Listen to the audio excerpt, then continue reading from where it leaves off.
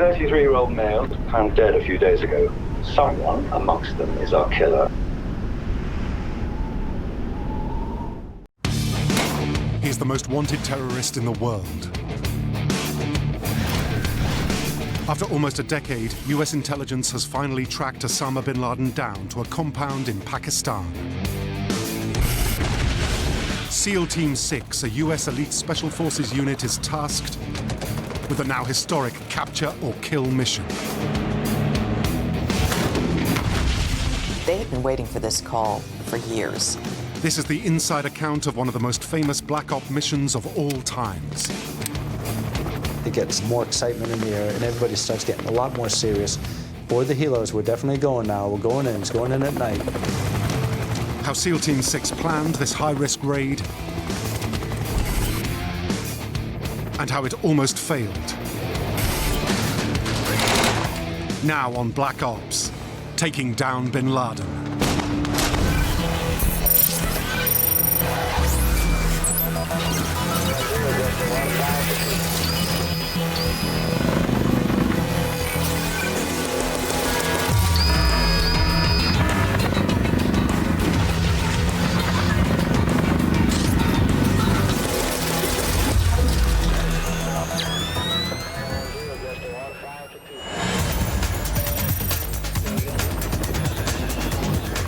Operation Neptune Spear.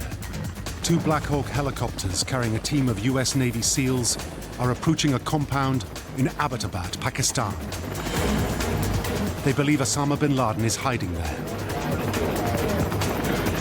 But then, disaster. It's rare an op ever goes like it's planned. There's always something that comes up without expecting it.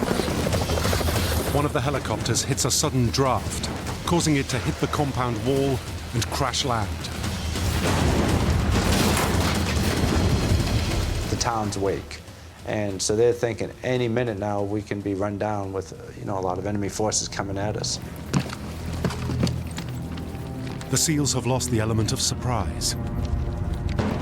Every second is now critical. The Special Forces team must quickly adapt and respond to the changed situation. What you're expected to do is make a determination whether the occupants are a threat or not a threat.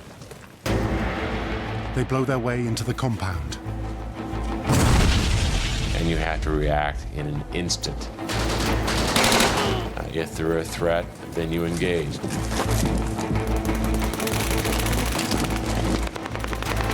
This elite unit has trained for every scenario.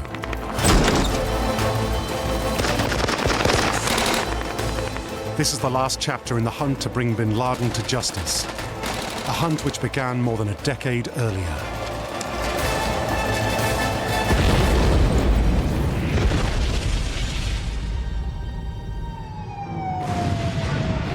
On 9/11/2001, the US endures the worst attacks on its soil in modern history.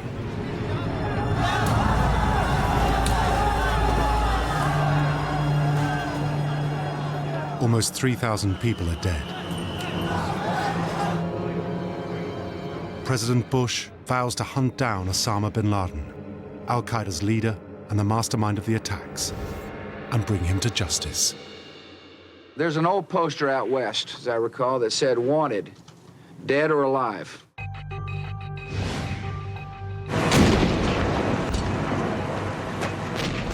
In December 2001, US forces chased bin Laden to the caves of Tora Bora in Afghanistan, but he manages to slip away. We were always on the hunt. We were using every form of intelligence gathering, whether it was human intelligence, signals intelligence. For the next 10 years, bin Laden manages to elude US forces. We still haven't killed or captured Osama bin Laden and his terrorist cadre. Do you happen to know where he is? He may be dead, he may be seriously wounded, he may be in Afghanistan, he may be somewhere else. Bin Laden learns very early on that he can't trust anything electronic. He almost dies in Tora Bora in the mountains of Afghanistan from using cell phones. And so one of the first things he does is basically gets rid of anything electronic that could be traced back to him. Minimizing the use of communication technology, allows Al-Qaeda's leader and his close deputies to operate under the radar. We saw his name crop up so little because very little communication. I think very few people in the organization knew where he was. Bin Laden seems to have disappeared off the face of the earth. The only clues come from videotapes he releases, taunting the US. You were looking at things as simple as the foliage and the light and the terrain to try and figure out where it may have been taped. We looked at his health. Did he use particular words? Was it possible that what looked like just a sort of message to followers might have had some embedded message? Bin Laden has found a way to still control the organization. He basically becomes reliant on a series of individuals, couriers in particular, who bring him information, be it the latest battle reports. They then in turn take his directives back out to his lieutenants in this way. Over the decade, the US does make some progress.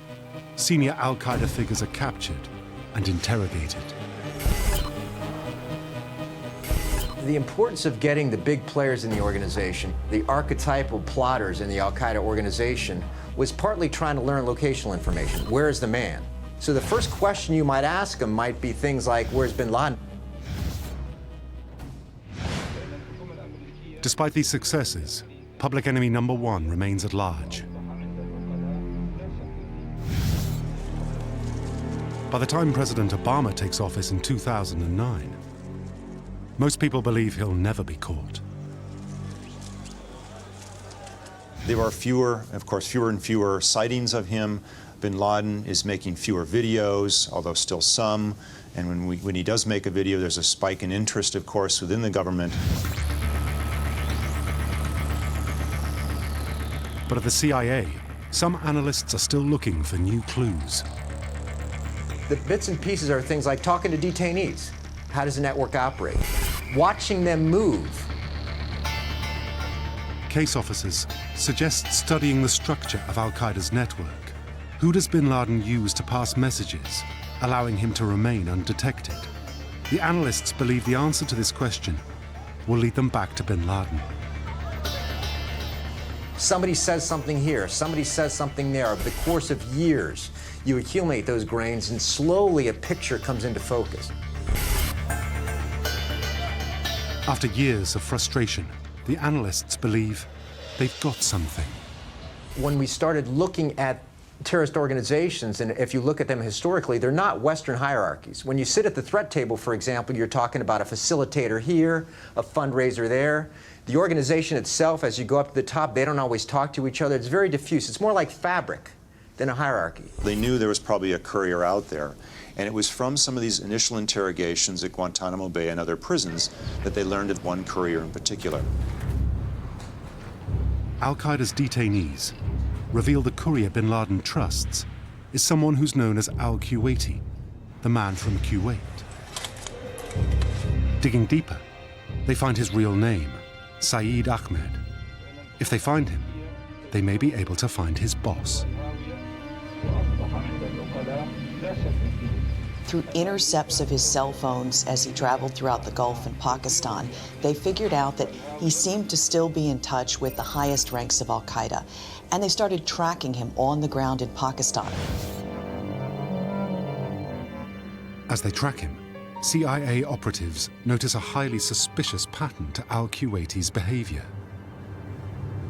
They found this very strange thing he would do was to turn off his cell phone and then drop off the map for a while.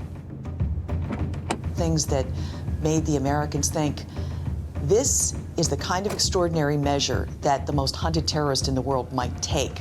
Let's follow this guy. The breakthrough comes when the agents manage to follow the courier's car.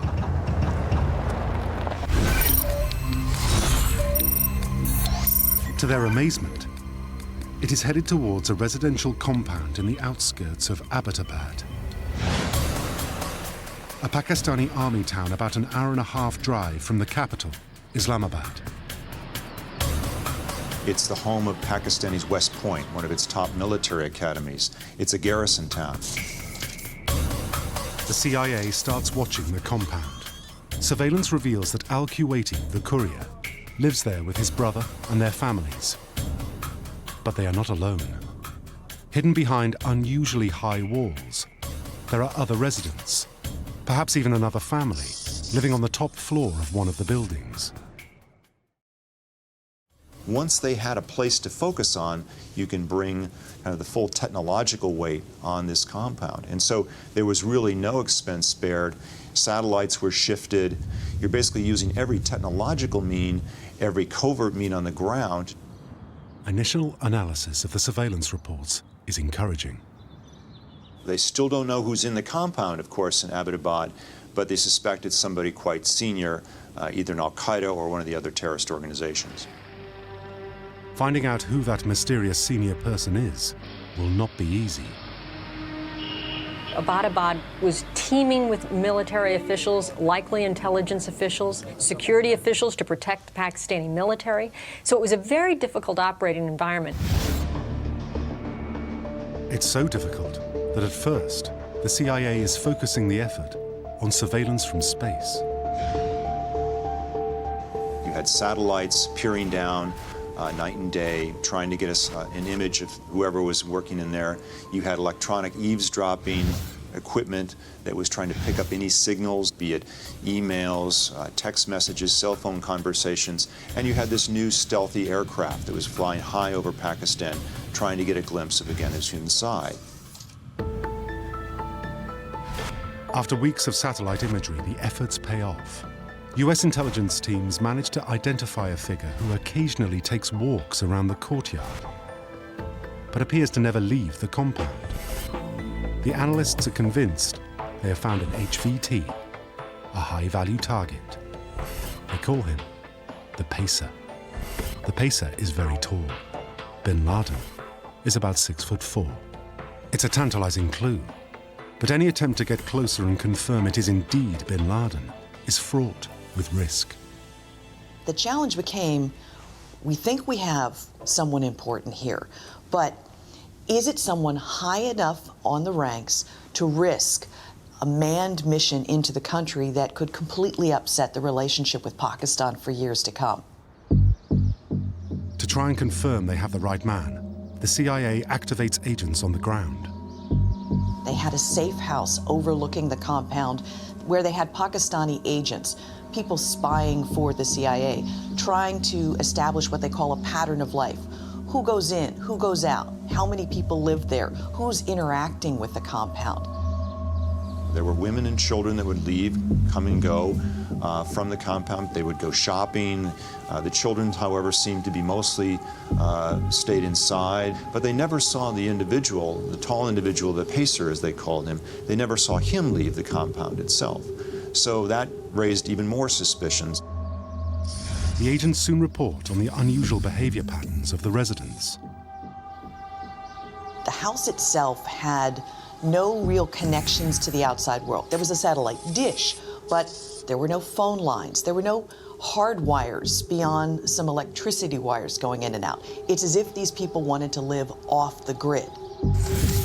My first reaction when they described the compound in Abbottabad was that we had something that was very unusual. Neighbors say the compound's residents keep to themselves. Occasionally, they have visitors. Strangely, they burn their trash. In Washington, the analysts are still trying to determine who is the high-value target in the compound. But it's decided there is enough to brief the president. President Obama's top counterterrorism and intelligence officials go to him and say, look, we think we may have the location where bin Laden is right now. We can't be certain, but given all the other clues that we have, Obama is cautiously optimistic. This is by far the most solid lead they've had on the location of bin Laden in years. Once the intelligence reached a point where there was at least a higher confidence level about the possibility, the next question we asked was, what should we do operationally? group of the president's closest advisors is called in to discuss the new lead. There are many questions on his mind. Are there military options? What are the diplomatic options? What are the political options here that I'm dealing with? And so he and his advisors began talking about those kind of options, tasking the military and the CIA to come up with options of how you deal with this, assuming bin Laden's there. Officially, the Situation Room meetings don't exist. The top secret is shared only with a handful of people in the White House. Whenever they had these meetings at the White House, they weren't even put on the daily schedules that the top national security officials get. There's just a blank space in their calendars. There's a danger that if bin Laden is among the compound's residents, he may slip away before a plan is hatched. There may be escape routes or tunnels leading out of the compound. They have to act fast. CIA Director Leon Panetta wants to move things to the next stage. He calls in the commander of US Special Forces, Vice Admiral William McRaven. Bill McRaven is a bit of a legend in the community for booming voice, a lot of charisma. His guys love him. He has always been hard-charging, a good, clear thinker, and has always understood that modern warfare changes and special operations has to be flexible. McRaven oversees JSOC, the Joint Special Operations Command. He wrote the book on Black Ops. He needs to come up with a plan. The machinery of intelligence and special operations has grown in the past decade plus. The world of counterterrorism operations, in fact, the world of joint operations generally, whether it's pirates or counterterrorism or cartels, is incredibly evolved. I think it's night and day from what we would have had back on 9/11. In the next weeks, his team will have to figure out if there is enough intelligence to go after the target. If so, what kind of an operation is feasible, and which is the best unit to carry it out? McRaven is looking at what operatives on the ground found through surveillance, satellite imagery, and the analysis of communication intercepts. After reviewing the intelligence, McRaven is ready to present 3 options to the president and his team. The first option involves a massive bombing campaign by a B-2 bomber. The advantage of this kind of campaign would be kill anybody in the compound. The downside, of course, was you'd never be sure bin Laden was ever there. Another option is a more surgical drone strike. They have proved effective against Al-Qaeda before. A couple of the senior advisors to the president were all for dropping a small munition, a missile, onto the compound. But others were arguing that there were a lot of civilians in the compound, women, children, that would produce many casualties. And a drone strike would still not guarantee knowing if they had actually killed bin Laden or not. Leaving just one other option.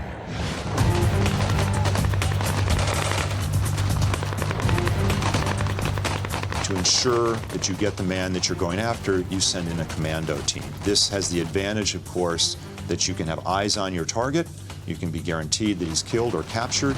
This is a job made for an elite unit like the Navy SEALs. The public probably isn't aware of how much the CIA and the Navy SEALs have worked together on missions across the world, stopping Al-Qaeda, capturing Al-Qaeda suspects, sometimes killing them. They perfected this method of hunting a target, grabbing them, and then exploiting the scene, gathering up the evidence, taking it away. When it came time to get in the op for bin Laden, I mean, they were more than ready. They have more combat experience now than any unit in the world, and they've been fighting more than we've ever fought as a country. They've been doing a dozen raids a night next door in Afghanistan, and they've been doing it for years. So they had the skills, they were close by, and they've been hunting bin Laden for a decade. But planning an operation based on limited intelligence is risky. Even after months of concentrated efforts, there's no certainty that bin Laden is indeed in the compound. Rushing to action could needlessly cost the lives of dozens of US troops. What was the likelihood they were going to have to fight their way out? What was the likelihood of technical failure? And all of those things you've got to plan for, assess the risk against the potential gain. President Obama is facing the most momentous decision of his career. He needs to choose the best course of action. Bomb the compound from the air, send in a black ops unit, or maybe wait until he is sure bin Laden is there. The priority was to ensure that you either kill or capture Osama bin Laden, and the only way you could do that was to send in a commando team to do that job. As the president considers his options, one US Special Ops team is ordered to start preparing. Hand-picked for the job, they are the best of the best. The Navy's top-secret counter-terrorism force, SEAL Team 6. Well, historically, people didn't talk about SEAL Team 6. The missions, the tactics, what they do, how they do it, it's all close-held secret. Inside the Navy, the unit is only known as Dev Group, short for Naval Special Warfare Development Group. Let's go, here's the out over here! There are 300 operators at SEAL Team 6. There's a team of a couple thousand people supporting them. Everyone from intelligence to dog handlers to the boat and helicopter folks who get them into the mission. You can't really train all the other teams to quickly deploy to the jungle, quickly deploy to the desert or the Arctic or an urban. So you have one team made up of the elite who can deploy anywhere in the world. And that team really is our nation's 911 worldwide call. Only SEAL operators with years of experience are considered for a job with the team. You have to screen to become a part of SEAL Team 6. There's an additional years of training, of screening, of requirements that involve. McCraven knows he can rely on Team 6. He was once a commander with the unit and helped shape it as one of the best counter-terrorism forces in the world. I think the thing that separates SEAL Team 6 from all others is SEALs just don't quit. They're trained never, ever quit. Over the last decade, US Special Forces have had a great deal of operational experience. Thousands of operations have been conducted. Many of them are not in the front page, but almost all have had a significant influence on the direction of the war on terrorism. One of the few publicly known missions was the rescue of the captain of the Maersk Alabama from Somali pirates, who hijacked his boat near the Horn of Africa in 2009. The hostages were rescued, the snipers, did their hit on the Somali pirates. But for every one that you hear about, there's 100 successes you don't hear about. In Iraq and Afghanistan, nightly raids have been part of the SEALs' mission. They are ready for action. The SEALs got the go-ahead to start planning for this raid, and a small team worked on a model of the compound, figured out how they would go in, what was the best way to get everyone subdued, kill, capture. They were going to train and train and train and be ready if the president said, get on that plane and get to Pakistan. Not one of them breathed a word to their families or to their other SEAL teammates at SEAL Team 6. There's one real concern about keeping the mission secret. Should the US involve the Pakistani government? There are worries about trust.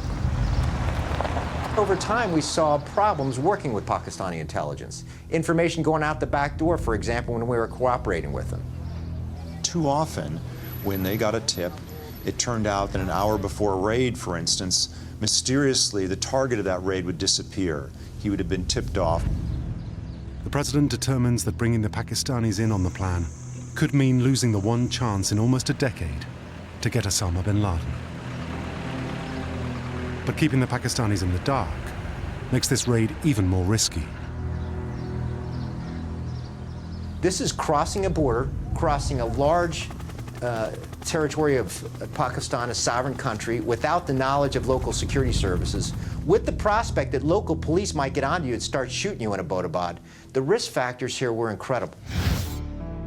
The consequences of a potential disaster weigh heavy on the president and his aides. In the back of everyone's mind is the failed Desert One operation to rescue hostages from Iran in 1980. 8 American servicemen were killed when their helicopters collided on the way to the mission. It was a crushing blow for the Carter presidency.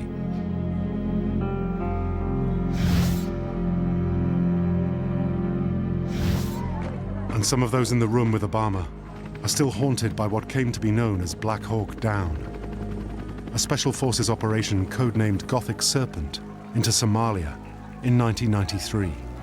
Militants shot down 2 US helicopters. At the end of the battle, 18 American soldiers were dead, their bodies mutilated and dragged through the streets of Mogadishu. These are his top advisors, people like Vice President Biden, Secretary of State Hillary Clinton, Defense Secretary Bob Gates, CIA Director Leon Panetta, and they're all giving their assessments to the president. Some are more skeptical about this than others. Joe Biden, for instance, is a little more skeptical. Gates is skeptical about sending in ground troops. He's the one individual from this group who lived through Desert One. Other intelligence officials, however, including Panetta, were much more bullish. Secretary of State Clinton, she was convinced that this was the right call to make, even though she lined up all of her doubts before saying, you know, we could be very wrong. We could end up with a bad relationship with Pakistan for a decade to come, but this is the right call to go in. It's a tough call. Whenever you're advising the president about a particular operation, it's how certain do you feel that your target's there and that you will have a good opportunity to successfully execute that mission versus what are the likely consequences or potential points of failure. To stack the odds in his favor, Obama orders additional backup. The president said, I want to be able to protect these guys and get them out. Within the White House itself, the top national security aides, the president, and others were actually devising something they called the playbook. It was a 3-ring binder about 2 inches thick, and it was all the various contingencies of what could go right, what could go wrong, things in the middle. What would happen, for instance, if this Navy SEAL team, when it got in on the ground, was engaged by Pakistani soldiers or police? What would you do then? The president wants another SEAL team ready nearby as a quick reaction force. One thing that he personally wanted to see was the option to fight their way out if they had to. They didn't want to be pinned down. And so the military went back and devised some backup plans that had additional transport helicopters ready in the chance that there might be a problem. Even now, the president still hasn't decided whether to green-light the operation. But members of SEAL Team 6 are sent to prepare in North Carolina and in the Nevada desert. An exact replica of the compound is built, especially for them to train for every potential scenario. You could have landmines, or the whole building could be a trap, and the moment you get in the compound, 4,000 pounds of explosives gets detonated. That's enough to kill the entire force. They know that they have a bunch of contingencies that they have to prepare for, and that plans don't always go according to plan. We have a saying, plan you dive, then dive you plan. From the intelligence gathered, the SEALs learn that behind the high walls securing the compound are at least 2 buildings. The mysterious residence and the courier's brother seem to be in the main one. The smaller building houses Al-Qaeda and his family. To get to them, the SEALs would have to split into 2 groups. One will land in the courtyard and secure the perimeter, and the other will fast rope to the roof, taking the residents by surprise. Intelligence was critical. our satellite imagery, our ground intelligence. To the degree we could, we had an understanding of at least the battlefield exterior of the compound. As the SEALs prepare, the president calls in more experts. He wants fresh eyes on the intelligence, what the pros call a red team exercise. Senior analysts are given everything that's been gathered on the case. Their job is to provide an objective assessment of the intelligence. After reviewing the material, the red team concludes the chances bin Laden is in the compound are only 50-50. To get the 50-50 in itself, I thought was significant. That might seem like low odds for Vegas. For me as an intelligence professional, that's pretty good odds. In the last secret White House meeting, the room is still divided on the best plan of action. As they went around the table, each one of the participants basically is prefacing his or her remarks by saying, you know, Mr. President, we know this is probably the most difficult decision you're going to make. And of course, it got to be a joke as they went around because they each echo each other as if to kind of shield them from the ultimate responsibility of having to make this decision, knowing, of course, the commander-in-chief will be the one who decides whether to go or not. I think most of us would have said, the risk here is huge, and the best we could do is to say, boss, I'm going to have to ask you to take a huge risk. That said, I think I would have said, I'm not sure it's going to get any better, and now it's on your back. It's the ultimate decision for the commander-in-chief. Is he willing to risk the lives of American troops based on so much uncertainty? President Obama says he needs more time to think, but delay carries its own risk. What happens if you wait so long to have it be perfect that you lose the opportunity? The next morning, the president calls in his top advisors. He has made up his mind. Operation Neptune Spear is a go. It was the best information they were going to have. This was bin Laden, and this was the opportunity to strike, the opportunity they'd been looking for years, and the risks were worth it. The raid is planned for the next day, Saturday, April 30th, with Sunday, May the 1st as an alternative if the weather is bad. As the SEALs prepare for the operation, the president continues with his planned commitments. The White House Correspondents' Dinner is scheduled for Saturday night. The president always attends it. This is an annual event here in Washington where the president shows up in a black tie. He's usually he's expected to give a funny speech. All right, everybody, please have a seat. To make sure the operation remains a secret, everyone has to act as if it's business as usual. The White House advisors really debated, do we pretend that the president is sick? Do we want him making jokes from the podium, which is the point of that particular dinner, just as the raiders are hitting the compound? What if the helicopters go down? What if you have another Black Hawk Down situation where you lose a whole team? At the last minute, forecast for cloudy weather delays the mission by 24 hours.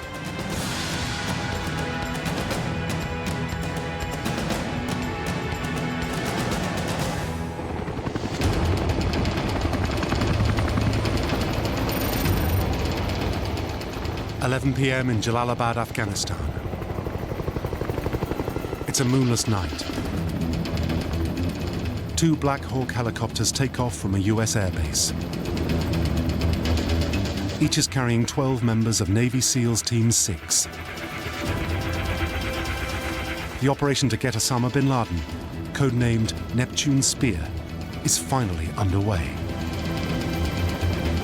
Boy, this is a little hairy here. Okay, we are flying into Pakistan. Yeah, this is a go. This is definitely a go. And then it gets more excitement in the air, and everybody starts getting a lot more serious. We're definitely going now. We're going in. It's going in at night. On the tense flight to Abbottabad, the troops go through last-minute preparations. And there'll be a very detailed patrol leader's order. The time you're going in, time you're coming out, what gear you're going to take, who's going to be sitting where in the helos. These SEALs were hand-picked for the mission because of their specialities and experience. It's the operation they've long been waiting for. You're going through the what ifs, you know, what if we get fire upon infiltration? What if the fast rope is in the wrong spot? You know, what if we get around and the helicopter, you know, is downed outside the compound, where now you need to protect not only the pilots, you know, where are you going to move them into? You know, you're kind of going through your playbook. The troops also find time for a personal moment. The air is so thick. People are saying last-minute prayers and thinking about the families, and making sure the weapons loaded, doing press checks, making sure there's a round in the chamber, making sure all the gear is secured, going over last-minute notes with the buddies, thinking of all the details. Also on board the aircraft, a translator and a dog named Cairo, member of the Canine Unit. They're for anti-personnel and sniffing things out. Let's go search something for smell, looking for somebody. Cairo was a veteran of many raids. He'd actually been wounded in a previous raid and had taken 6 months out to recuperate. The SEALs are flying in new stealth helicopters, specifically designed for this mission. SEALs have the state-of-the-art equipment. And every year and every generation, the helicopters get a little faster, a little lighter, a little harder to detect. The operation pilots are the Night Stalkers, members of the Army's elite 160th Special Aviation Regiment. We're called Night Stalkers for a reason. We tend to like to fly at night to give us the cover of darkness. Flying in the dark is a lot different than flying in the day, and sound acts differently. Light obviously acts differently. The whole mission is planned to hit the target from an unexpected direction and at an unexpected time. Journey to the target in Abbottabad takes about 90 minutes. The two stealth helicopters managed to cross the border to Pakistan undetected. You're going to have weather radar, so you can detect, storms or electrical storms that could be on the horizon. You're going to have weapons, and these weapons are generally not found in the conventional Army inventory. So these are specifically designed to get onto an objective. A lot of the aircraft today have long-range fuel probes, so they can do aerial refueling. In the original plan, they were going to fast rope down into the outer courtyard. It would have taken 2 minutes to land these guys, and maybe 10 minutes in all to storm both buildings. Just as he's hovering above the compound, preparing to land, one of the pilots hits serious trouble. The air was hotter than anyone had expected, and the helicopter lost control because the air was thinner, and the helicopter therefore was heavier and started falling a little bit through space, sliding greasily back and forth.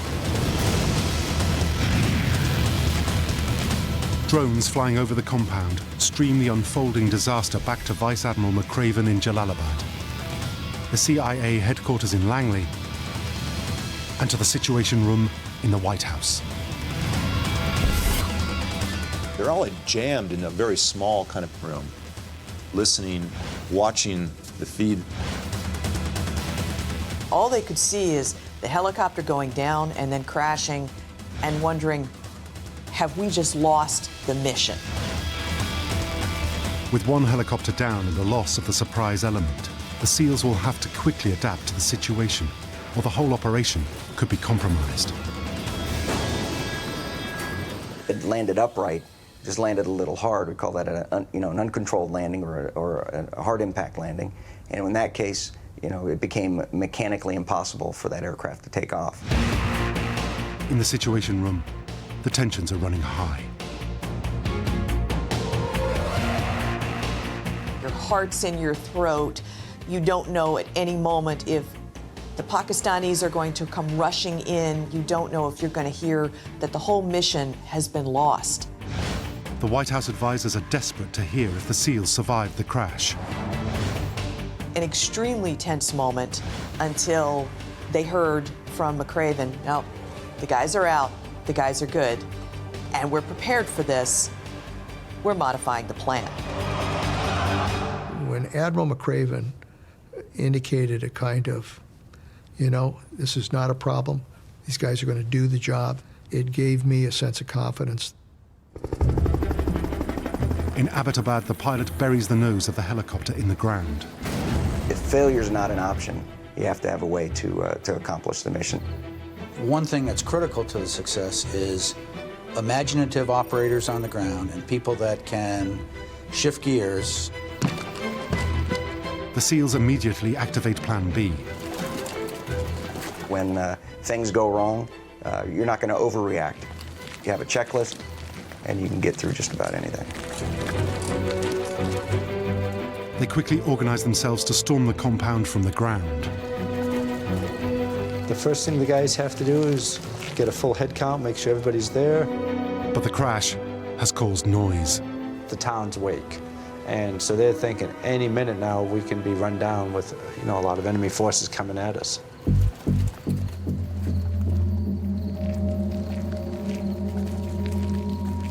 Fearing they've lost the element of surprise, they know every second is now critical.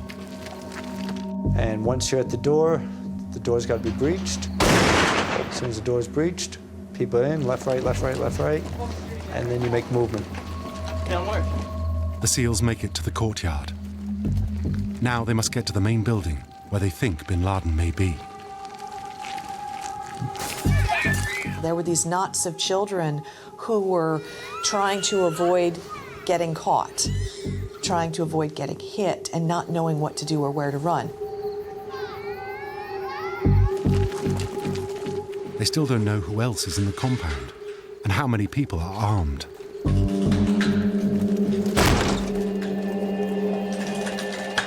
And they're just moving, going through danger areas, moving, checking stairways, clearing so people go up stairways.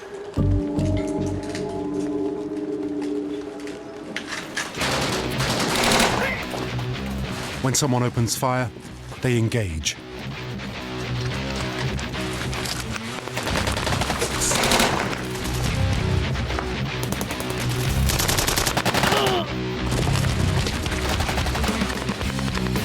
With still no sign of Bin Laden, the SEALs move to clear the next building. They find that most entrances and pathways are barricaded or blocked. The key is to have the standard operational procedures that allow a unit to flow through a structure like that, keeping the target in mind, keeping security in mind. They got a closed door, they know to get security on it, people blast through the door.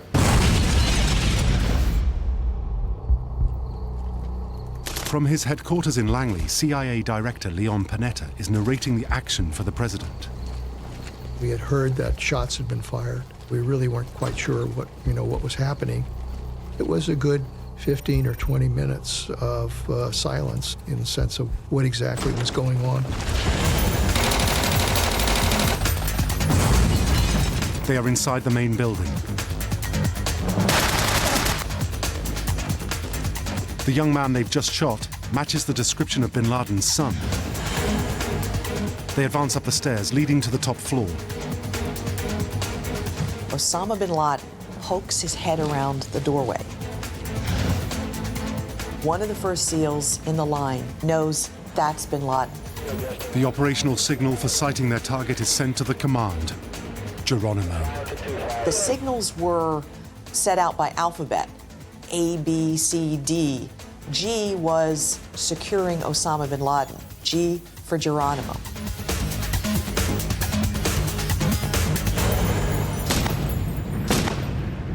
They gun down Bin Laden with the signature double tap. One shot to the chest and one to the head.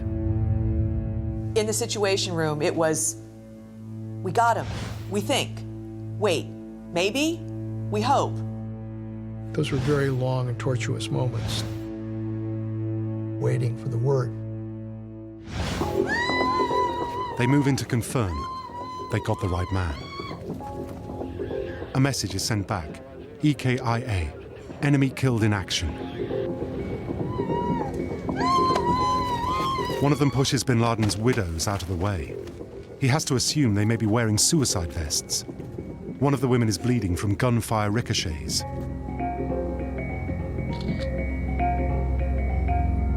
They collect DNA samples. The SEALs started evidence collection, taking photographs of bin Laden's face and sending those back so that two waiting teams in the CIA, who were facial recognition experts, measuring the length of the nose, the length of the jaw.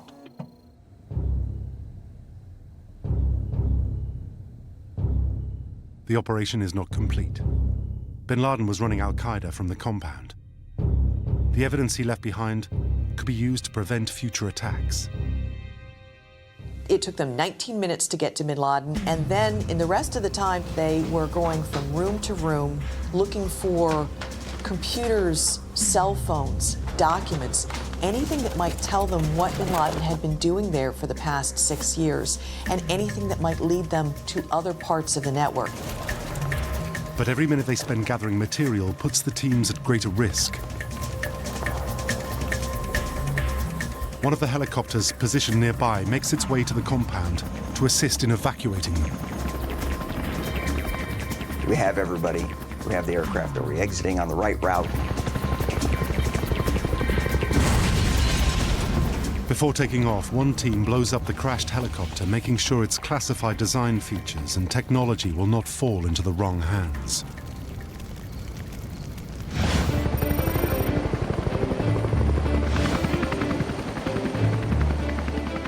In the early morning hours, the SEAL teams finally make it back to Jalalabad. Before being taken away, Al-Qaeda's leader is identified with almost 100% certainty. Hours later, his body will arrive at the USS Carl Vinson, and bin Laden will be given a burial at sea.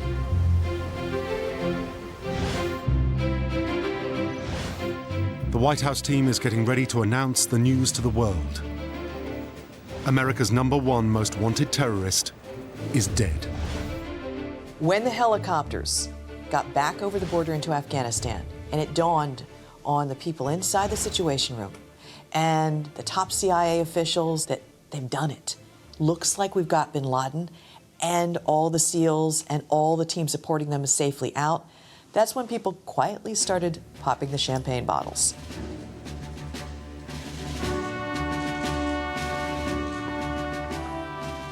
Good evening. Tonight, I can report to the American people and to the world that the United States has conducted an operation that killed Osama bin Laden, the leader of Al-Qaeda, and a terrorist who's responsible for the murder of thousands of innocent men, women, and children.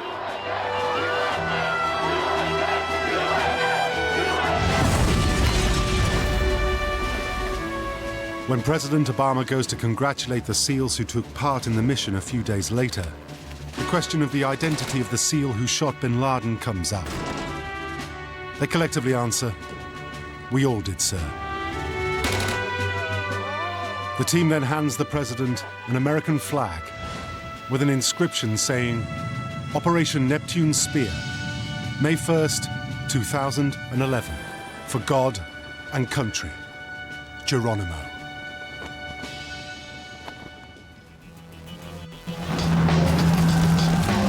A vicious militant is systematically targeting innocent civilians. The guy was so brutal. If you kill everybody else, eventually people stand back and say, whoa, we got a big guy. An elite group of special forces are hand-picked from across the world to take the terrorists out. You do a series of raids that is devastating. They are led by a maverick general with radical new methods.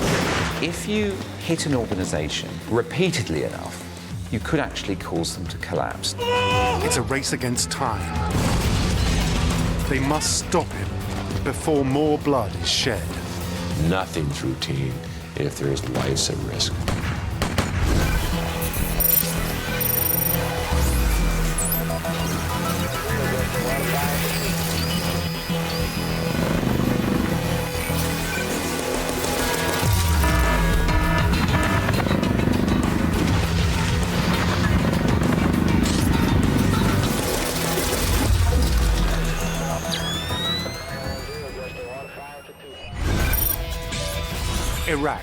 April 2006.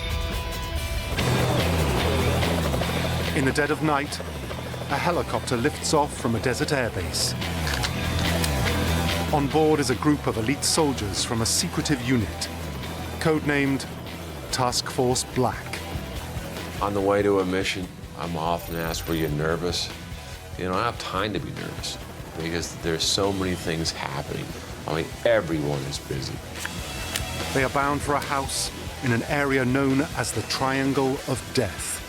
Their mission is to arrest a senior member of the deadly terror group, Al-Qaeda, in Iraq. You should always be expecting the worst. What if we get fire upon? What if the fast rope is in the wrong spot? What if we get around and the helicopter is downed outside the compound? Their targets are ready to resist with extreme violence. Almost as soon as they were through the door, they were hit by a hail of bullets. The people inside clearly knew somebody was coming. They were armed and they were waiting. The team quickly kill the first militant and move in to clear the rest of the building. There were half a dozen assault rifles. There were dozens of hand grenades. There were at least 2, possibly 3, wearing suicide vests. And at the top of the staircase, one of the suicide bombers steps out of the shadows and detonates his vest.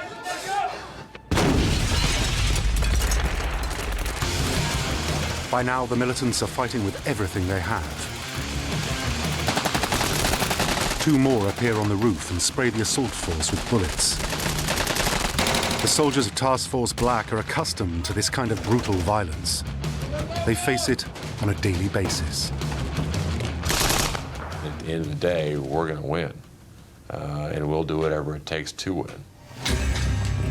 Though the Special Forces don't realize it, this house holds the key to finding the most wanted man in the Middle East.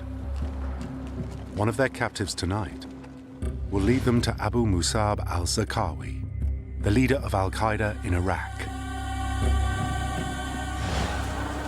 He has murdered thousands of innocent civilians and spread terror throughout the region. His campaign of violence is so effective, the US has created a Black Ops task force with just one mission: taking al-Zarqawi down. This was a guy who had murdered thousands of people. In fact, he murdered many more people than Osama bin Laden ever did. To understand how al-Zarqawi rose to become one of the most feared terrorists on the planet, we must look to the town of Zarqa, Jordan, 500 miles to the west of Baghdad. Al-Zarqawi was born here in 1966. Zarqawi's background is he was a criminal. You know, he spent time in a Jordanian prison for sexual assault. He was a drug dealer. He was a petty criminal in Jordan. Accounts differ as to whether he was actually a sort of hard, boozing villain in his hometown.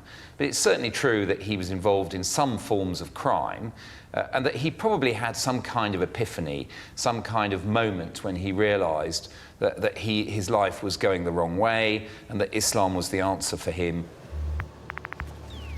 In 1989, al-Zarqawi travels to Afghanistan to become a freedom fighter against the Soviet occupation.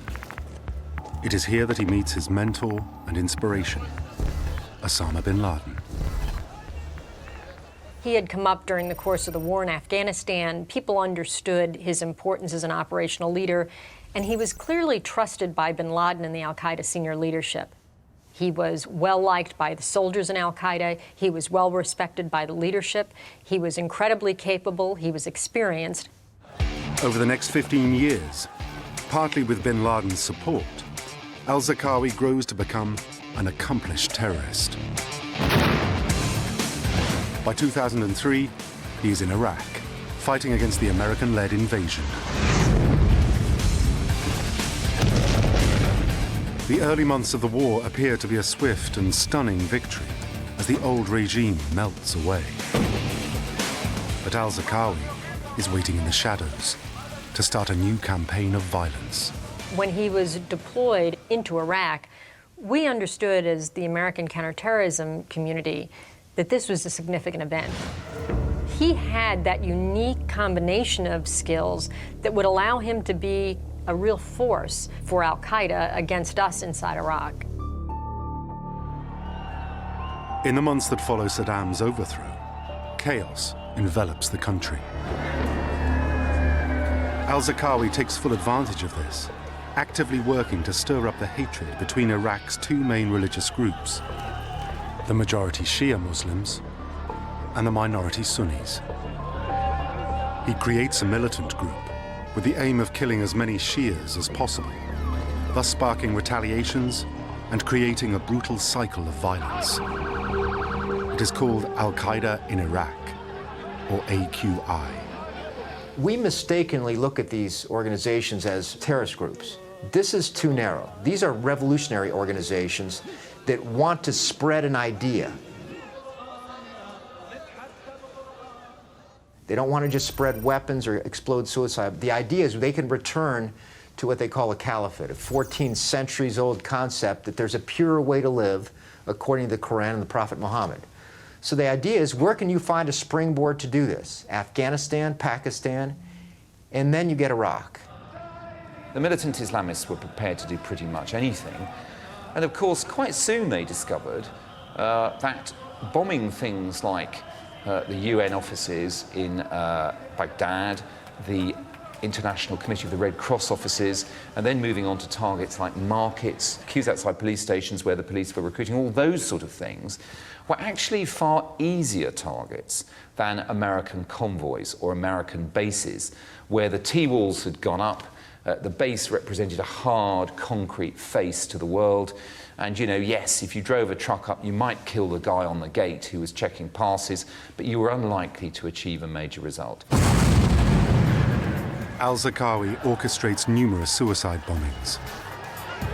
A devastating series of attacks in March 2004 kills close to 200 people at Shia holy sites. So they shifted their targeting towards the sort of softer targets that could yield more spectacular results. And of course, soon they were killing dozens, scores, maybe even sometimes over 100 people in a single complex attack. On the 11th of May 2004, Al-Zarqawi is linked to a new outrage. A video of an American hostage appears on a jihadist website. The American, deliberately dressed in a Guantanamo Bay-style orange jumpsuit, is Nick Berg, a 26-year-old communications engineer from Pennsylvania. Berg was kidnapped in Iraq a month previously, and the video shows his unimaginably horrific death. The video is one of those horror show type of jihadist videos in which a long knife is used to cut his throat. And you can even hear the sound of knife on bone and the screams. It's a truly horrific video. But the point is, at the beginning of the video, in the original form it was released, it says, Abu Musab al-Zarqawi slaughters an American. The CIA determines that Al-Zarqawi himself is the hooded man wielding the knife. The guy was so brutal, so tough, it's sort of like a mafia family operating in New York City. If you kill everybody else, eventually people stand back and say, whoa, we got a big guy, a big dog on the corner in town, and we better be careful. Zarqawi could see that if he publicized himself and what he was doing as a really militant, irreconcilable enemy of the Americans, that this would bring him money from the collections in mosques for the jihad. It would bring him volunteers from across the Arab world. And in that calculation, he was right. He really put the crosshairs on his own head by all these spectacular acts and all the press that he was receiving. So just the brutality and the effectiveness of his efforts against first the Americans and then the locals, I think people stood back and say, this guy's a blowtorch. We better let him roll. What the Iraqi Sunnis started to believe, and those people who had joined Al-Qaeda, was that if the Americans can't kill Abu Musab al-Zarqawi, can't stop him, then maybe he was predestined to win the war. Berg's death is a signal to the world that Al-Zarqawi's reign of terror is escalating out of control. But secretly, the US is planning a series of black ops designed to bring him crashing down. In Washington, ending Al-Zarqawi's reign of terror has become a top priority for President Bush and his inner circle of advisors. You come in, and the days where the momentum, you feel like the momentum hasn't been with you, you start with, your thought is really so simple. It's let nothing blow up today. Let me get through today with nothing blowing up. It wasn't that we were losing, it was just like, when will this end, and how will it end? Al-Zarqawi seems to have the power to strike at will, and yet somehow he remains completely hidden. We really didn't know what he was doing in Iraq, and we didn't know, like, did he have wives there? Did he have kids there? Where was he moving? What was his support network? What most counterterrorism officials will tell you is you go through periods where you feel beleaguered, right? You go through periods where you're making very limited progress, and you're trying to understand why that is. Why does he seem to have momentum behind him? And you're trying to figure out, what can I do to change that dynamic? But anybody who's been in this fight will tell you that's what happens. You go through these periods, and you've got to push through it. You've got to understand what is it that's giving him the momentum, and how do you take that away from him? No one even has a recent photo of Al-Zarqawi, let alone any idea where he is. He doesn't use a mobile phone, for fear it will be tracked. He only meets with a select group of trusted advisors, whose own whereabouts are unknown. He really was kind of a ghost for a long time. And you would get bits and pieces here, but usually by the time you got them, they were outdated. In September 2003, a new general arrives in Iraq. His name is Stanley McChrystal. He has radical new ideas for hunting down Al-Zarqawi and destroying AQI. General McChrystal is one of the most dedicated individuals I've ever met.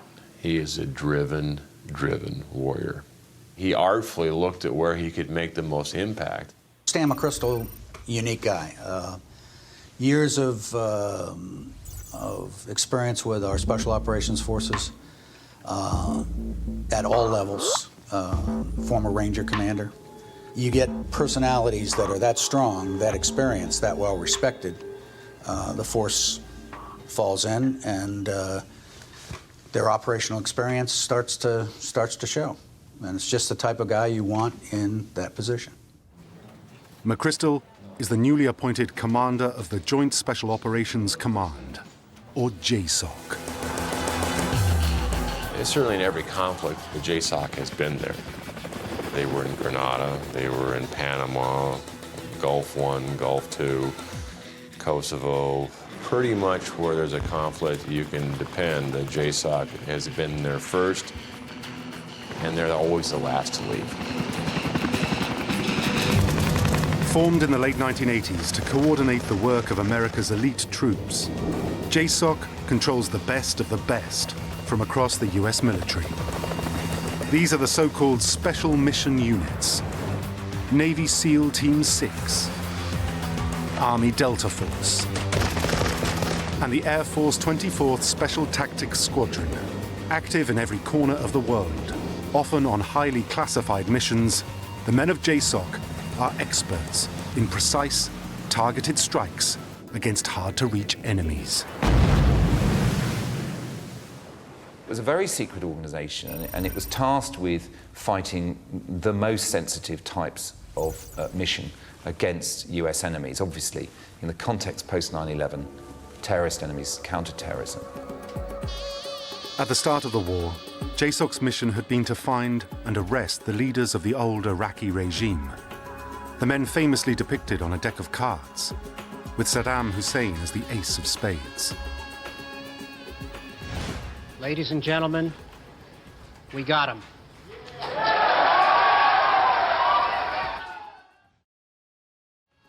Within a year, even Saddam himself is in custody. But this creates a power vacuum, and Al-Zarqawi is ready and waiting to step into the breach. In decapitating what some call the Ba'athist or nationalist leadership, they probably assisted the growth of Al-Qaeda in Iraq, because by taking away the leadership figures, the sheikhs, the former generals, the key people, the key Ba'athists, they left quite a lot of angry, young, militant Sunnis with nowhere to go. McChrystal takes a strategic decision to abandon the hunt for ex-members of the old Saddam regime. Instead, he will focus almost all of his resources on just one man, Abu Musab al-Zarqawi. Our commander gave us a big speech. The point of the speech was the only way to win the Iraq war and to stop the violence between Sunni and Shia is to find and kill or capture Abu Musab al-Zarqawi. To get to al-Zarqawi himself, McChrystal knows he needs to build a complete picture of his terror network, AQI. He sets up a large command center at an old Iraqi airbase in the town of Balad, north of Baghdad. Then he invites all of America's many competing spy agencies to set up camp there. From now on, interagency turf wars are banned, and everything will be shared. When we started working with Special Forces, and I remember General McChrystal, who's a real hero in this war, I remember him coming into CIA headquarters and saying, you know, we need some of your people. And as any bureaucrat will, you sit back there and say, all right, is this dog gonna hunt? What are we trying to do here? The idea is that every piece of information, however insignificant, will be brought here and fed into a massive database.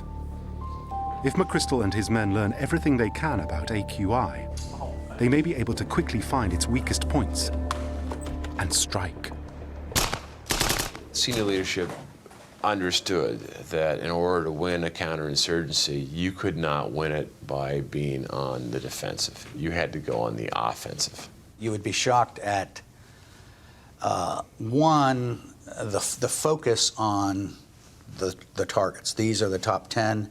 Here are the intel collection tasks. This is how we're moving against them. And as information breaks on each one, you see the various forces and the interagency and the allies, and in some cases the Iraqis, move against that. And it's an unfolding story every day. It's constantly updated. It never blinks. It never sleeps. A key part of the plan is to pump each captured militant for as much intelligence as possible. So McChrystal sets up a special detention facility right next door to his command center. The interrogation unit essentially composed of where we kept the prisoners and also our interrogation rooms, and then our analysis room and our desks, which we called the Gator Pit.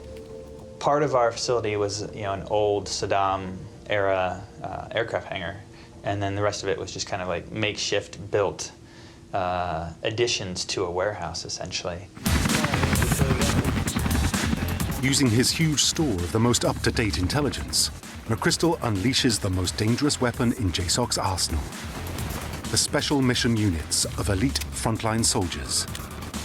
These men will also work in an entirely new way. Historically, they ran only 1 or 2 major operations per year. Now they will conduct multiple raids on a daily basis. I can remember visiting Iraq and watching them. They didn't go out once on a night, they went out multiple times. Oftentimes the intelligence operators would go with the special forces. It all starts by piling in the back of a Stryker vehicle and sitting in a very cramped space that's very hot and very dark. And then you're going through the streets, and there's all types of hazards, roadside bombs and snipers. And by the time you get to the target, you're usually already drenched in sweat, and your adrenaline's going. You're fired up, you have your game face on, you need to be intense because intensity and momentum are critical as far as winning the day. Nervous, not really nervous. You're jumping out of the vehicle, you're running down the street. When it gets really exciting is when you have more than one house.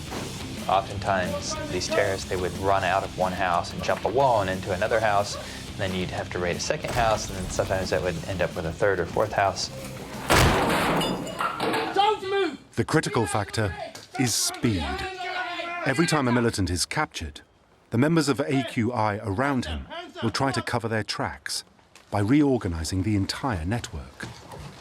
You had information that would perish. It was time sensitive. That sometimes needed to be run down to the ground, and maybe that would be the only chance of preventing a catastrophe or an act that would kill, a U.S. soldier or our ally. It's a cat and mouse game. The terrorists constantly change their routines, abandon safe houses, and recruit new men to replace those that have been lost. But if McChrystal's people can work faster than their enemy, they will destroy AQI before it can regenerate. You take technical information, things like stuff you get off a captured cell phone or a captured hard drive. You take detainee operation, what detainees are saying about the network they just came from, and you put them in a big hopper and say, our software, our analysis, our people have to be good enough so they can put together a picture of what that network looks like. And not only put that picture together, do it well enough so that an operator can conduct a raid within 24 hours. You're doing it for years on end with people from every agency in town. Incredible. In a way, the most important idea that General McChrystal and JSOC brought to this whole thing was that if you hit an organization fast enough, accurately enough, and repeatedly enough, you could actually cause them to collapse. JSOC soon develops into a well-oiled machine. Every night, 4 Black Ops task forces spread out through Iraq, performing up to a dozen raids at one time. Go! Go, go, go! Each group is assigned to take down targets in a different part of US-occupied territory.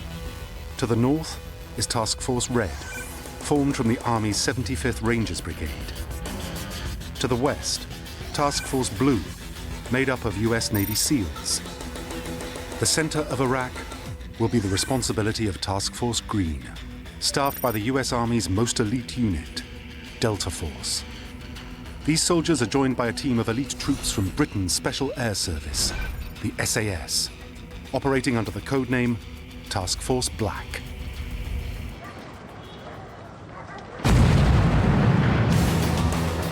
The SAS are the pioneers in the art of black ops, such as this daring hostage rescue from the Iranian embassy in the heart of London in 1980.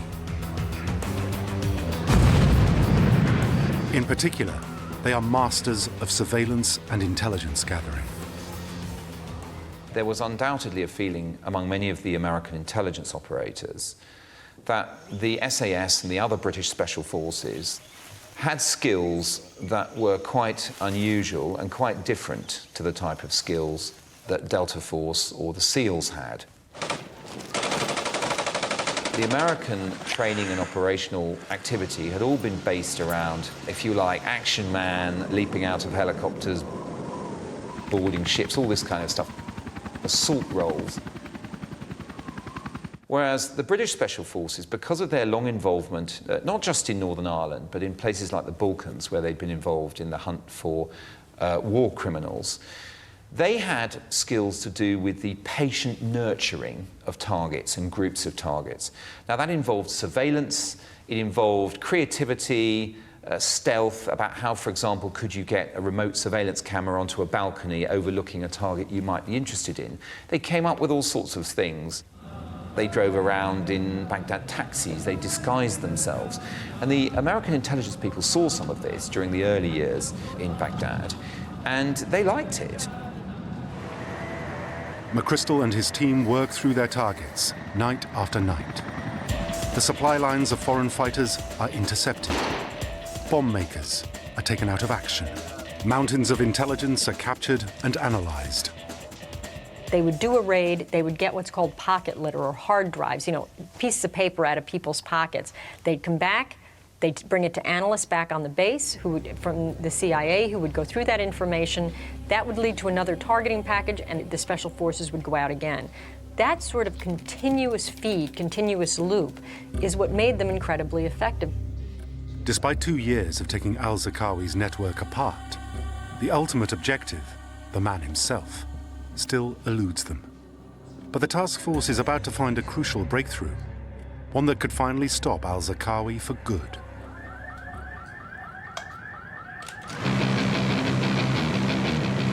Strike teams from JSOC, the US Joint Special Operations Command, are staging multiple raids across Iraq every night.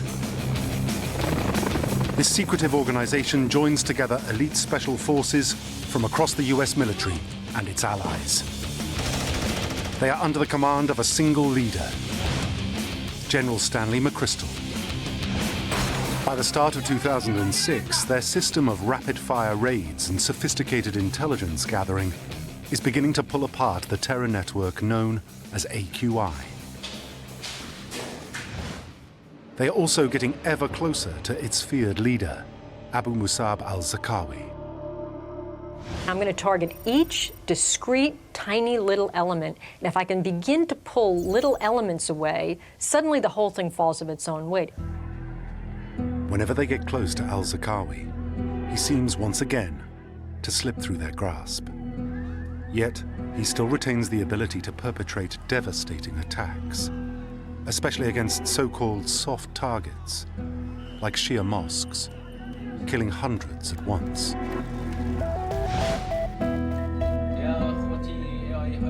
In April 2006, Al-Zarqawi releases a video which, for the first time in years, shows his face.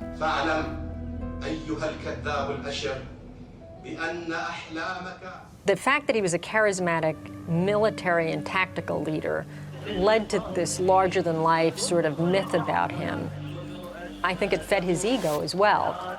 He kind of began believing his own press, if you will.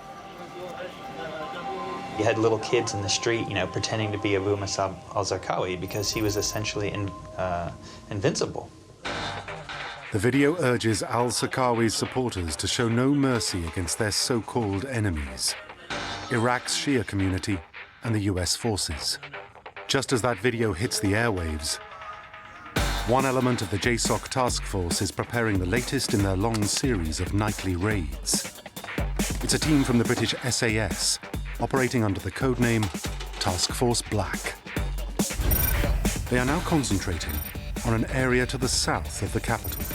It is a militant heartland, and the soldiers call it the Triangle of Death. The British Special Operations Task Force conducted a series of operations in the Triangle of Death in early 2006. And they planned an operation in April 2006, which they called Larchwood 4. Operation Larchwood 4 is a dangerous and daring raid to arrest a mid-ranking Al-Zarqawi henchman, codenamed Abu Haida. McChrystal's intelligence machine has pinpointed him to a safe house in the town of Yusufia. We put surveillance on that safe house, and we watched it continuously for, I think, almost a month. And then one day, you know, we see this meeting happening there. These cars converge. And so we quickly sent a raid team to go out and capture the members in that safe house. The team know that houses like this are often well defended with heavily armed men, some wearing suicide vests. But the house could also contain a number of innocent civilians. If they're a threat, then you engage. If they're not a threat, then you don't. You have to be able to make that decision in a snap. That's what Special Operations trains for. That's what they're really, really good at. At just after 2 a.m., Task Force Black sets off in their helicopters for the target house. Following them is a support group from the British Parachute Regiment, the Paras. They will form a cordon around the house to prevent reinforcements arriving and arrest so-called squirters, targets trying to make a run for it. A short flight of just 20 minutes puts them within range of the house. The SAS men realised it was not going to be a typical sort of mission. They thought they could hear sounds inside the building. They approached very gingerly,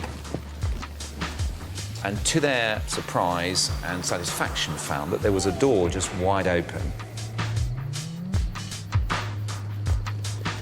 Almost as soon as they were through the door, they were hit by a hail of bullets. These people were heavily armed, and they were prepared to fight to the death in order to prevent the SAS from getting in and taking their man. The team quickly withdraws to a safe distance. They must decide whether or not to resume their attack. Some of these incidents where heavy resistance was encountered, they simply pulled back and dropped a bomb on the building and killed everybody inside. For many different reasons, the SAS commander on the ground decided not to do that. They wanted this person alive for intelligence purposes. They felt it was worth trying to fight their way in, and that's what they did.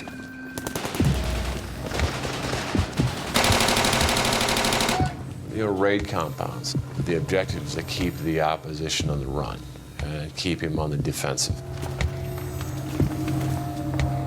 The team encounter their worst nightmare. A suicide bomber. As one of the SAS men went up the stairs, he detonated.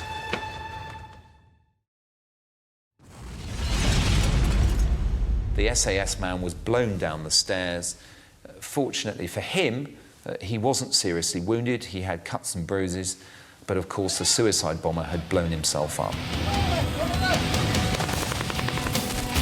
Meanwhile, outside the house, more militants join the fight. They rain fire down on the special forces. Another man wearing a suicide vest, a squirter, fled out the back of the building and hid under a car. The outer cordon of paratroopers enters the fight. Taking out the two militants firing from the roof, they turn their attention to the suicide bomber hiding under the car, shooting him dead before he can detonate his vest. So at the end of a sort of terrifying 20 minutes, there were a whole lot of dead people. Inside the house, we captured 5 senior-ranking members of Al-Qaeda. The operation is considered another successful day at the office for Task Force Black. The main target of the raid, Abu Haida, is in custody, along with 4 other detainees. In addition, a treasure trove of intelligence is recovered from the house. They sweep everything up they think might be of relevance. Mobile phones, computers, everything else, and they take it away. As a result of Larchwood 4 and subsequent operations that it generated, a huge amount of actionable intelligence came into JSOC's hands. When a JSOC analyst starts to probe one of the captured computers, he discovers something extraordinary. Raw footage of Al-Zarqawi himself from his recent propaganda video. Through traces of DNA that were found on it when it was sent back to the US for analysis, they would conclude it was his laptop. The analysts realize that Al-Zarqawi must have left the house just hours before the SAS arrived. We actually started to get excited that we were close because Zarqawi was in that house the day before we raided it. And that's when we finally had the confidence to think that we were hot on his trail. They had narrowly missed their target, but the net is closing in fast.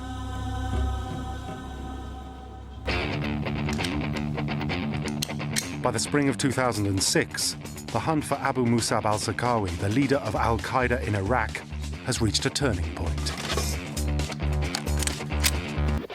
An elite assault team from the Joint Special Operations Command, JSOC, has secured a major breakthrough following a daring raid on a terrorist safe house.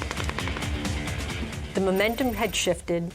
the raids of his network were getting faster and closer to him, and so you had the sense, we're going to get there. As well as capturing several senior members of Al-Qaeda in the raid, JSOC soldiers discover a video of enemy number one, Al-Zarqawi. Hoping to tarnish his fearsome reputation, the coalition releases the full, unedited video to the media. It contains the familiar footage of the terrorist leader parading through the desert, confidently firing a machine gun. But it also shows another side to Al-Zarqawi, a slightly overweight, unimpressive figure of a man. Here's Zarqawi, the ultimate warrior, trying to shoot his machine gun. It's supposed to be automatic fire. He's shooting single shots.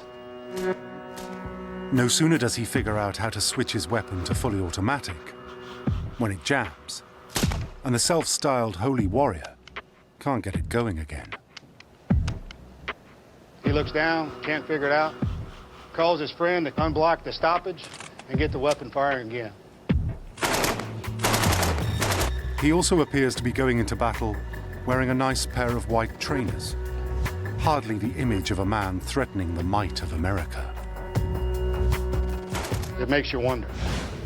Meanwhile, deep inside JSOC's secret detention center, the task force's interrogators get to work on their captives. The men that we brought in, we called the Group of Five, and we knew that they were 5 important members of Al-Qaeda, but we didn't know what their roles were. And they had this very unbelievable story that they were there to attend a wedding, even though there was no bride or groom, and there were suicide bombers in the house. And little by little, we would get information from one of them, and then we would take that and turn around and use it against the other 4. One member of the group, the senior AQI operative known as Abu Haida, refuses to say anything. He was interrogated for about 20 days. And during that time, he just maintained this story that he was just there to videotape a wedding, even though it was completely unbelievable. For weeks, rotating teams of interrogators try psychological pressure, pleas for cooperation, subtle threats, and subtle promises. Eventually, they decide he will not talk and arrange to have him sent to Iraq's main detention facility, Abu Ghraib prison. I decided that I would go and interrogate him one last time before he left. And I didn't really have permission to do that, but I felt that he could provide very important information towards finding Zarqawi. And that conversation started with nothing about Al-Qaeda, nothing about terrorism. It just started with a friendly conversation about who he was, what was his life story, how did he come to be sitting in a chair opposite me, and getting to know each other. Over the course of 5.5 hours, Matthew Alexander discovers Abu Haida has a fatal weakness: his arrogance. He believes he has beaten the mighty American machine and should be recognized for it. Alexander obliges him.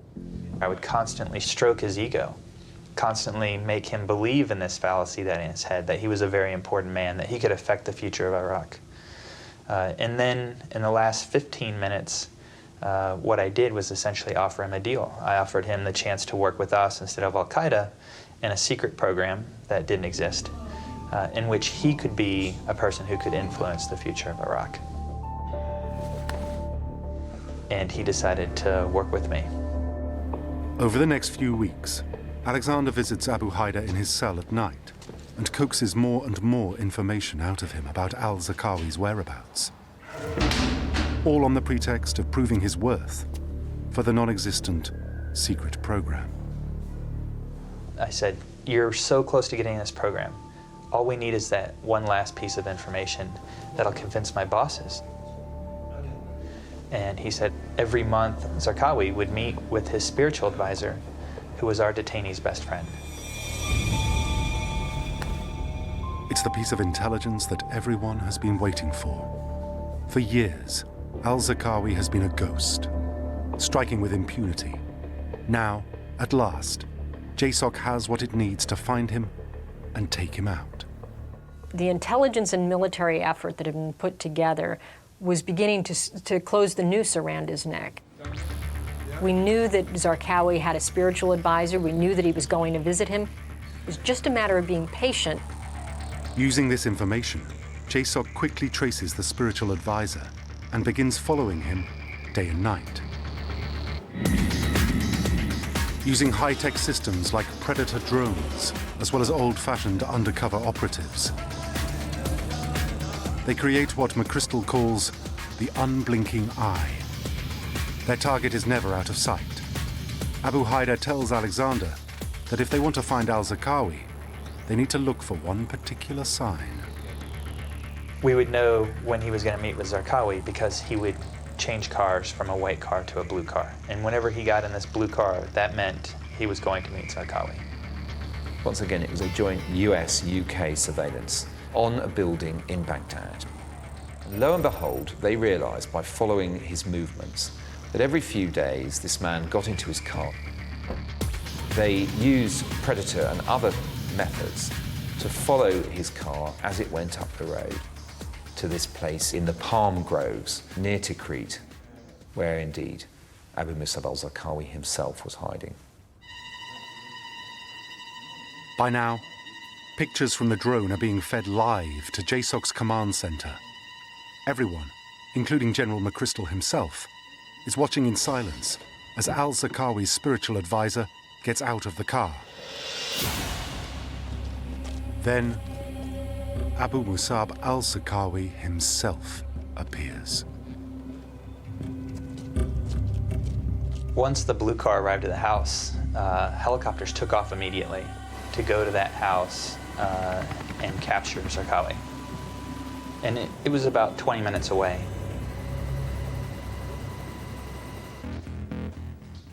A discussion is held in the command center. Is it worth trying to capture Al-Zarqawi alive in broad daylight?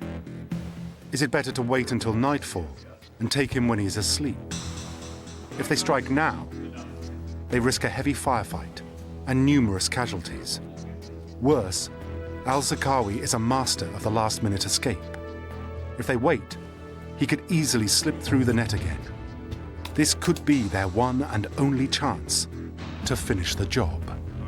And there was a period of time in which we were just waiting. I was watching it live on a video, and we were just waiting. McChrystal believes there is no time to lose. He can't even wait 20 minutes for the assault force to arrive by helicopter. He opts for another plan, designed to take Al-Zarqawi completely by surprise. He calls up 2 F-16 fighters patrolling nearby.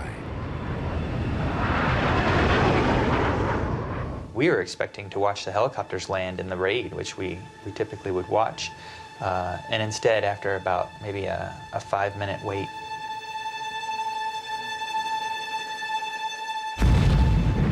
the house just exploded. They knew he was in the building, and they made the decision without losing any time to prosecute the target. So they didn't even feel there was time to get one of their special ops task forces in the air to go and raid the building. They simply decided to hit it with bombs from an F-16, which is what they did.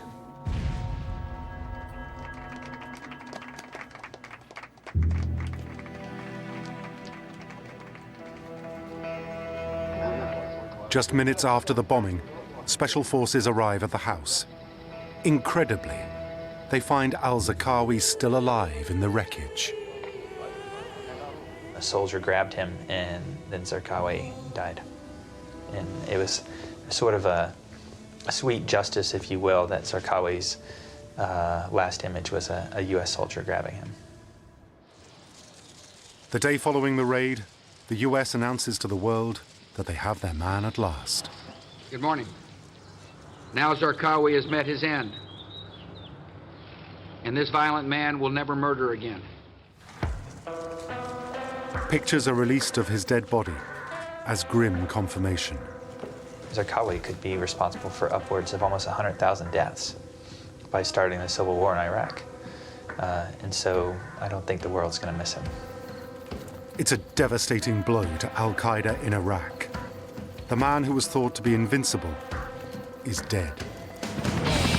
But the work is not over. With the intelligence that was collected from the smouldering remains of Al-Zarqawi's compound, another series of raids is launched. And AQI starts to fall like a stack of dominoes. There was, a good deal of chaos inside the organization. And what you do is, when you're targeting Zarqawi, you're also collecting intelligence on the network. And so what that allows you to do is the minute he's dead, they're far more vulnerable, the people around him, than they realize. Killing him undoubtedly had an impact. There was a lot of exploitation from the raid. A lot of material was recovered. And we can see that little by little, through 2006, through to the early part of 2007, they did successfully take them down. So Zarqawi, if you like, was evidence of a bigger strategy that was really getting seriously effective by that point. And certainly by the summer of 2007, Al-Qaeda in Iraq had largely been smashed. And so you do a series of raids that is devastating, and they never really came back from his death. Today, the Joint Special Operations Command is the group of Special Forces operators that is tasked with planning and executing dangerous and secretive missions for the United States.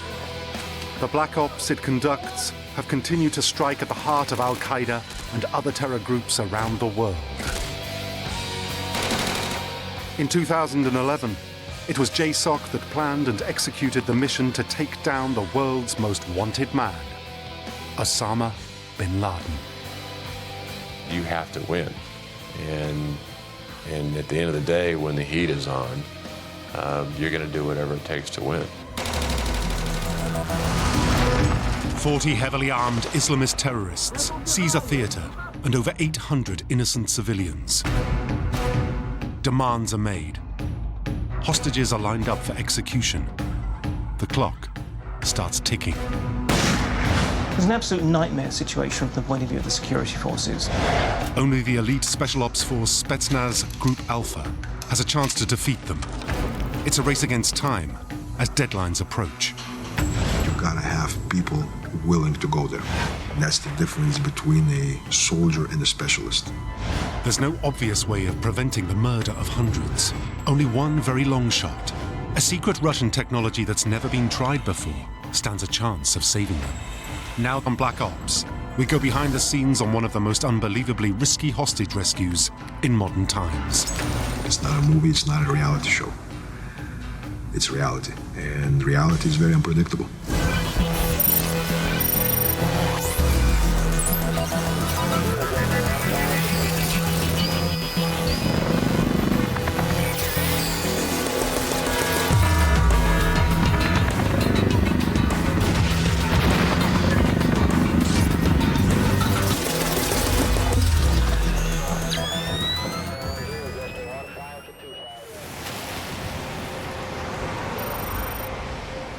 The crisis starts on an ordinary evening in an ordinary suburb of Russia's capital city, Moscow. It's a wet autumn night, and for 800 Russians, a time with friends and family at a popular musical is a welcome prospect to cheer up a dreary weekday evening. 10 лет назад. Almost by accident, we got to see the musical. We didn't plan to. The weather on this day was terrible. It was a very gray day. My granddaughter was very young at the time. She felt really nervous, as if something bad was going to happen. She was really crying and she wouldn't let us go. Tickets are sold out at the popular venue, a huge Soviet-era building that had been converted into an arts center, a place of peaceful, civilized recreation. In some ways, what was particularly striking about it was that it was not striking. It was not a particular high-prestige target. This is the theatre's actual recording of that fateful night's performance of a romantic comedy set in the 1950s, with a plot featuring cheerful Russian soldiers. Just a block away, 4 vans with a force of 40 heavily armed Chechen terrorists are closing on the theatre fast. Нам понравилось. Мы посидели в буфете. We were enjoying it. After the interval, we went back to the second half, and there was dancing. And that's when the siege started. Захват.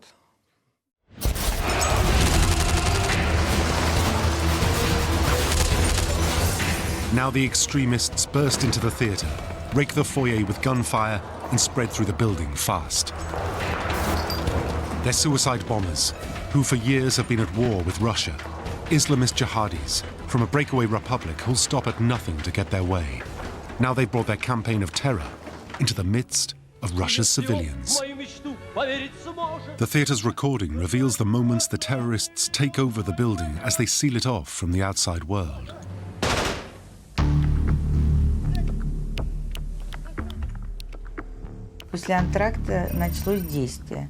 People in military uniform walked around the auditorium and down the aisles, and at first I thought it was part of the play. Артисты, ребята тоже не поняли. Вот когда Марат спрыгнул, One of the actors was made to sit next to me after the Chechens had stormed the stage, and I whispered, "That's an amazing piece of theater."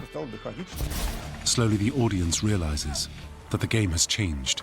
The terror has started, and they're now hostages. Then I saw some of the soldiers hit people with rifle butts, and I realized that it was serious. And he replied, "That's not part of the play. This is for real." It was then that I realized what danger we were in.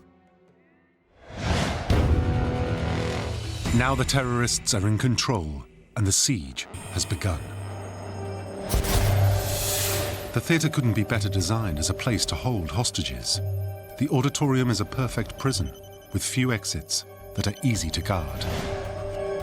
Every one of the terrorists are radical extremists, committed to die for their cause, pitiless and determined. The unique feature of a terrorist threat is that you can never predict how serious their plans are, if they're just bluffing or if they are really ready to sacrifice themselves. We were inclined to think that they were not joking.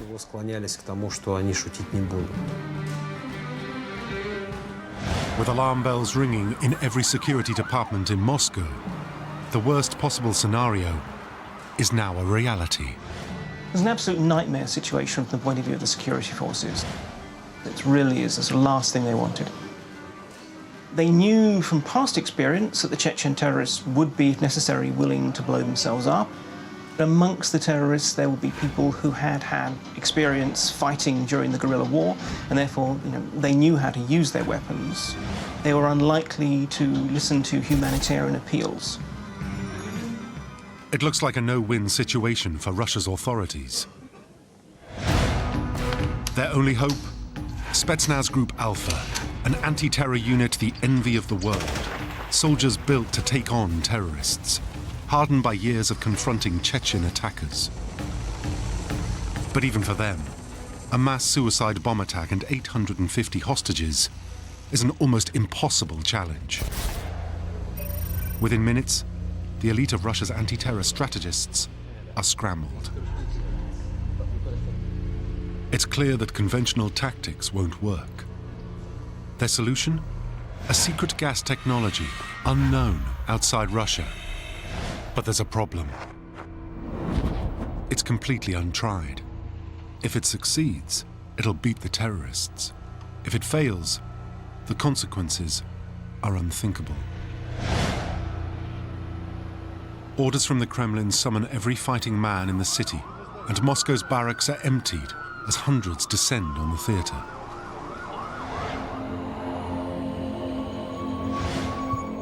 The Chechen terrorists have some new techniques of their own to add to their advantage. Never seen before, female suicide bombers, the so-called Black Widows, women who've lost their loved ones and are willing to die for their cause. At a single command, they'll detonate their bomb belts and trigger a series of massive explosions that will demolish the theatre, killing everyone. This is payback for years of suffering in a conflict with Russia that seems impossible to resolve peacefully.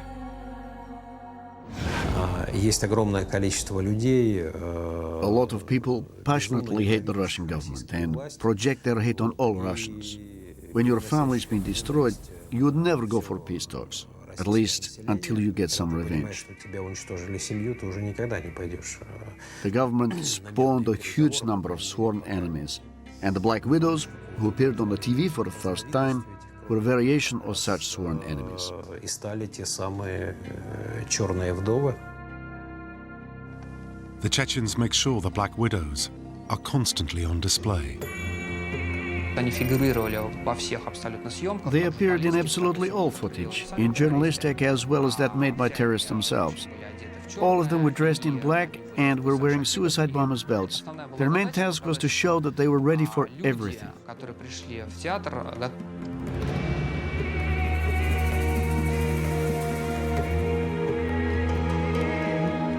The Black Widows are not just a propaganda tool, they're also deadly serious. They've come to Moscow for one purpose only. Все понимали, что это не какая-то опереточная такая вот инсценировка. Everyone understood that this was not an act. Everyone knew that these women, if they called themselves Black Widows, were ready to blow themselves up. Террористов на то, что они могут. Finally, there are two massive bombs, each too heavy for a single person to lift, placed among the hostages at the center of the auditorium, their hair trigger detonator at the fingertip of a Black Widow. The Chechens' terror tactics are well known to Russia's authorities. They're experts at capturing big public buildings and holding large groups hostage. Hospitals and schools have been targets in the past. Now a theater gives them the perfect platform to get the world's attention. The main danger was obvious. A very powerful bomb in the auditorium with suicide bombers. I knew Alpha had very little time for an assault and only a very slim chance to destroy the terrorists before they detonated their infernal machine. I'd never known a situation where people were grouped around a giant bomb that could be detonated in 1 second. Group Alpha have to weigh up the risks very carefully.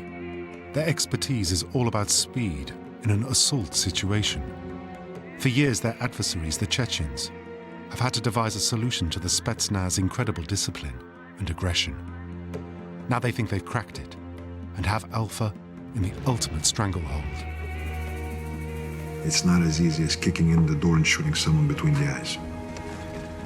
Not when you have 40 people willing and able to shoot back, and some of them willing and able to blow themselves up, along with 1,000 hostages. So the equation is very different from a video game or TV show or a movie.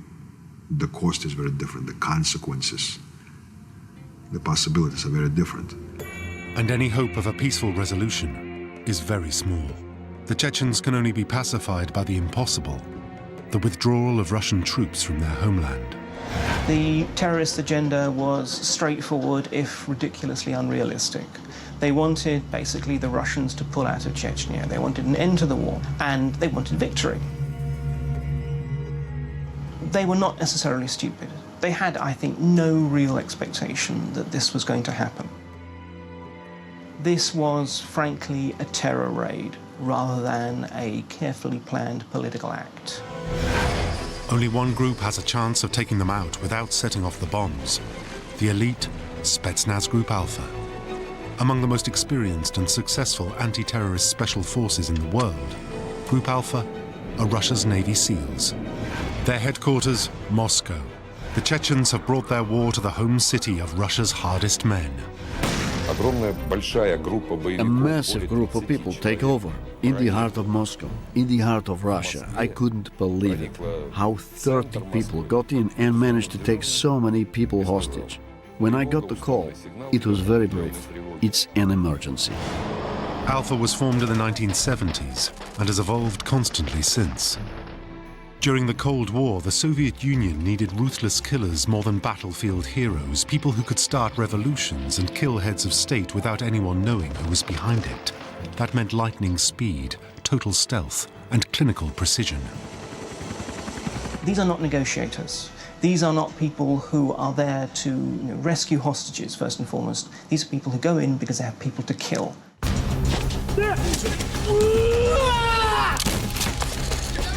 Alpha training is the toughest in the world, with levels of brutality and extreme personal endurance that in many armed forces would be illegal. They go through a sort of phenomenally brutal training regime, which culminates in sort of a 12-minute period where they have to take on 12 experienced special forces in hand-to-hand combat, and all they have to do is just basically stay standing at the end of that 12 minutes. But even so, a lot of them never get through that. You cannot just wish for it. You have to learn it, you have to ingrain it in people, and there is a method to that madness. But Alpha operatives are trained not just to be physically tough, but to be extremely mentally capable as well. Training is the most important part, not the hardware, the toys, the technical implements. You become a thinking fighter, thinking operator, versus someone who follows the script. The glory days of Russia's special forces were Afghanistan in the 1970s and 80s. They were sent to Kabul to kill the Afghan president, and in the raid lost only 2 men. But after the Cold War, Russia's biggest problem was terrorism, and it was Alpha that answered the call. They are among the world's great experts in dealing with hostage-taking and specialize in extracting people from a massive range of different environments. If you were an Alpha officer specializing in storming airplanes, you would train all day long to storm the plane blindfolded. You'd know where every rivet is, you'd know how to open the aisle cover, how to penetrate the plane through the service doors, and so on.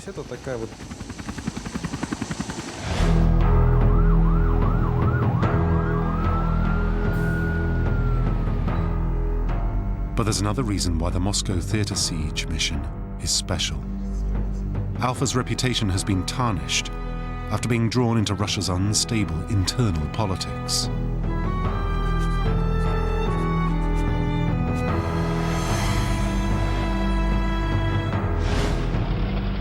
The unit's reputation reached the ultimate low in 1991, when it was ordered to crush popular support for the government and back a coup by hardline communists.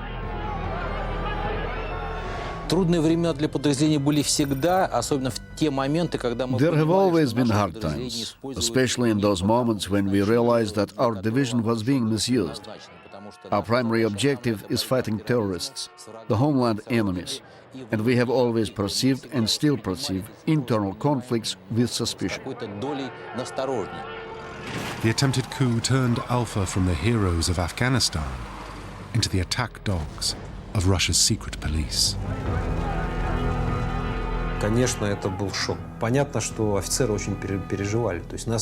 It all came as a real shock. All the officers had a very hard time. We were not prepared to fight our own people. We all saw ourselves as an elite unit whose mission was to save people. And we were seeing through our helmet visor people just like our mothers, sisters, and brothers. We had no desire to use special techniques on our own people. Naturally, this affected the combatability. It is one thing to fight your enemy, and another thing, your own people.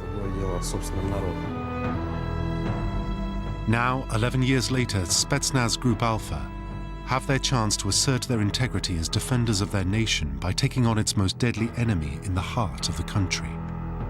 But it's a chance that comes at a price. It will be the toughest test ever of their formidable skills. Alpha's elite planners know they have a challenge from the Chechen terrorists that is uniquely tailored to stop even the fastest assault. The weapons that usually guarantee success, speed and aggression, can't work in this situation. So careful planning, calculation and timing are crucial to give Alpha every chance of success.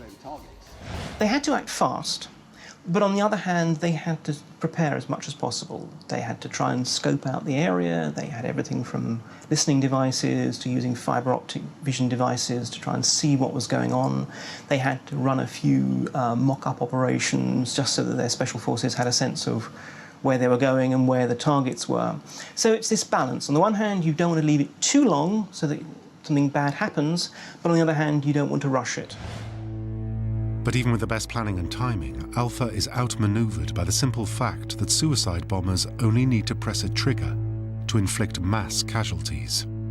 Stopping that is beyond conventional tactics. Moscow has been on high alert for a major terrorist incident for over a year since 9/11. Already this year there have been attacks on subways and residential properties. Now the city is facing a crisis on an unprecedented scale. This wasn't a standard situation. In the history of the special forces, this was a first in Moscow. Alpha are specialist siege commandos.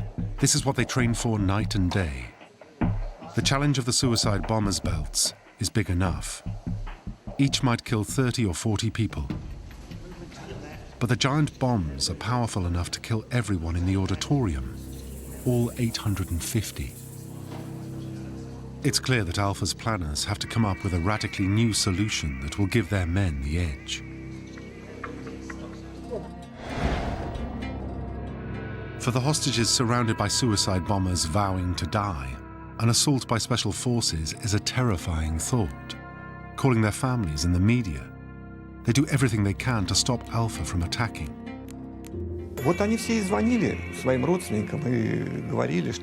They were making phone calls saying, please don't let them storm the theater, please negotiate peacefully and carefully, and maybe you'll be able to find a peaceful solution. To increase the pressure on Russia's authorities, the terrorists have been releasing footage of the hostages, and they're careful to avoid revealing anything that might be useful to attackers.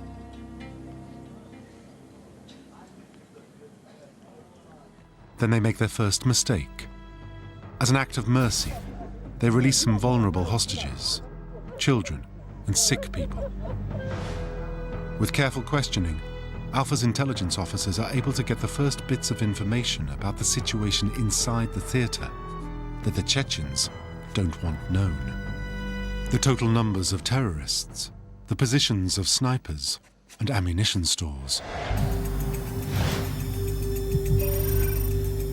Then, 6 hours into the siege, a completely unpredictable element enters the equation. A truly bizarre event takes place. As unseen by the security guards around the theater, a young woman walks right off the street and into the theater. No one knows who she is or why she's there. She goes into the auditorium and shouts at the audience, telling them to rise up against the Chechens.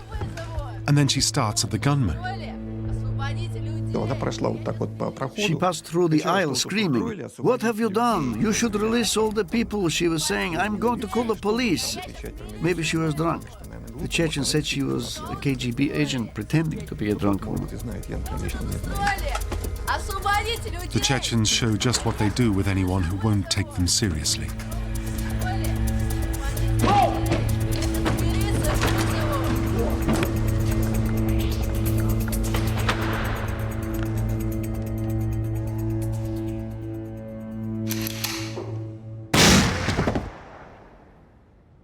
The woman was a 26-year-old local shop assistant, Olga Romanova, with no connection to the hostages or the theater.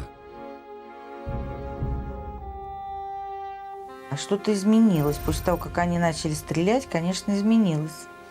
After the incident with Olga, just after it happened, the whole mood among the audience and terrorists changed.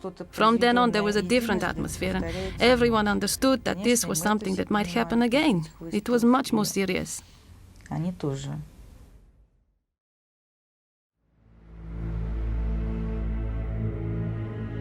All the time, as the world looks on in horror, Alpha Intelligence is building up a detailed picture of the situation inside the theater and the weaknesses of the terrorists.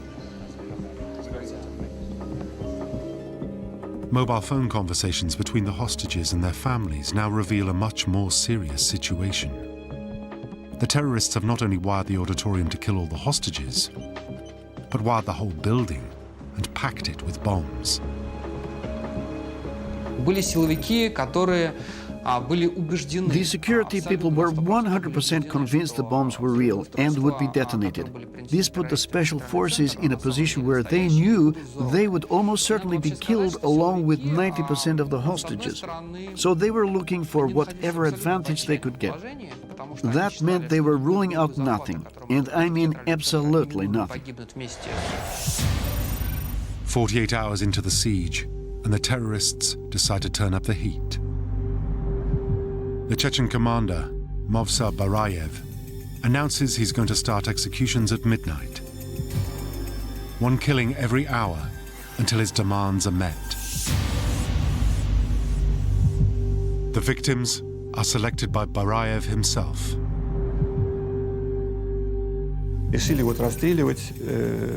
There was a decision to shoot 10 people on either the 4th or 5th row, and just after this information started to spread around the hostages, one of the Chechens came and sat down at the end of the 5th row, wearing a mask, and everyone now expected that at any minute something would happen to the people in the 5th row.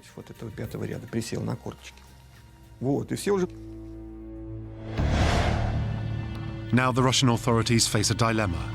Either Alpha goes in and triggers an explosion with mass casualties, or the world watches helpless as the Chechens start killing innocent men, women, and children, one by one, hour by hour. Alpha's strategists now have to go for their most radical solution, a long shot, so risky it would normally be dismissed as impossible. But this is an impossible situation.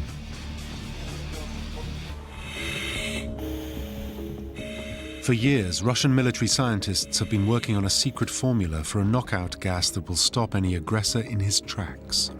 Even today, its exact composition is a state secret, and scientists outside Russia can only guess what it really was. As far as we can ascertain, the agent that was used in the theatre siege was a derivative of an opiate called fentanyl. Opiates are very potent and they depress your breathing. They're normally used in operating theatres, but what they wanted was something that would act very quickly, knock people out, that could be delivered in the air. So this is why they probably chose fentanyl. In complete secrecy, Russia's military scientists have figured a way to multiply the strength of a powerful medical anesthetic by a factor of several thousand. If this top-secret, untried chemical can somehow be piped into the theatre without anyone noticing, it might just sedate the terrorists enough to stop them from detonating their bombs and give Alpha a chance of taking them out in an assault. It sounds like something out of science fiction, but it's about to get the green light from President Putin himself. This is absolutely a one-off. Sometimes gases from knockout to tear gas have been used, but never has it been used on this scale, in these kind of concentrations, to flood an entire area with knockout gas.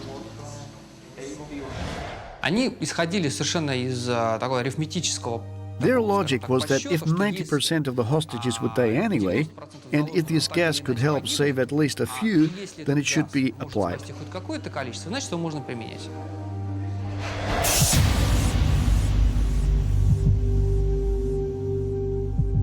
But even if they use the gas, there's a problem. The Chechen leader Movsa Barayev is going to start executions at midnight. That's just 2 hours away. To get the gas equipment inside the building and then fill it up so it knocks people out is going to take far longer.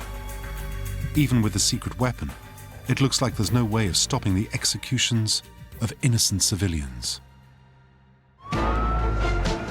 Outside the theatre, special forces units from all over Moscow gather knowing they face a formidable enemy who make up in determination what they lack in skill. The Chechens were an interesting mix. They ranged the whole gamut from people who were really experienced fighters who had done the national service in Soviet times, then they had actually gone on to become anti-Soviet rebels and had fought through the last decade or so of civil war and insurgency within Russia. They therefore knew the tradecraft of how to fight, and they also had a degree of discipline and esprit de corps. And the terrible destruction brought by war in their homeland means that they will stop at nothing to get even with the Russian authorities. They were, on the whole, motivated by loss, by anger. There are a certain number who were, for example, members of their own family had been killed. In some cases, they have been arrested by the authorities and then were never seen again or turned up in some ditch. So they didn't necessarily have the same skill, but by God, they certainly had commitment and determination to eventually pay the Russians back for what had happened. It isn't long before the gunmen get a chance to demonstrate once again how ready they are to kill innocent civilians as an anxious relative decides to take matters into his own hands. A middle-aged man, Gennady Vlach, strides into the theatre and demands that the Chechens release his son. And the Chechens waste no time in deciding how to respond. Any doubts that the terrorists mean business and have no difficulties killing Russians whenever it suits them have now been completely discarded. Alpha's strategists have hours to get the gas working if they're to prevent the start of executions. The trouble is, that simply isn't possible. And there's another factor ramping up the time pressure.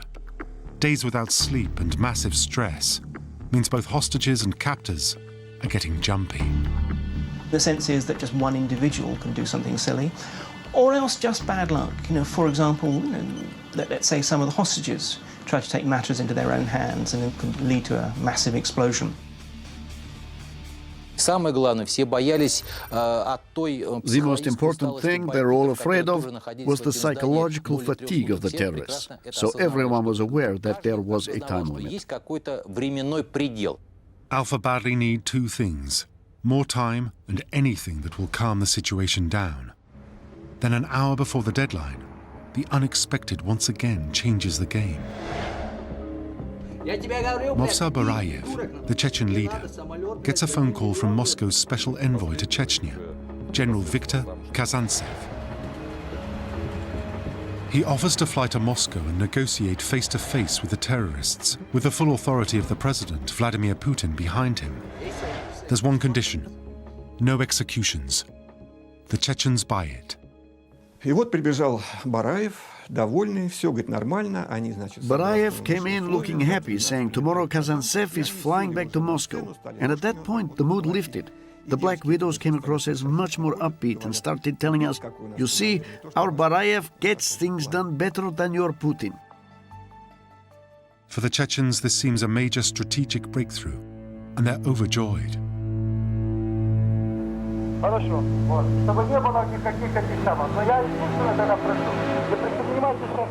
This is the actual wiretapped conversation between Kazantsev and Barayev, cutting a deal to delay the executions.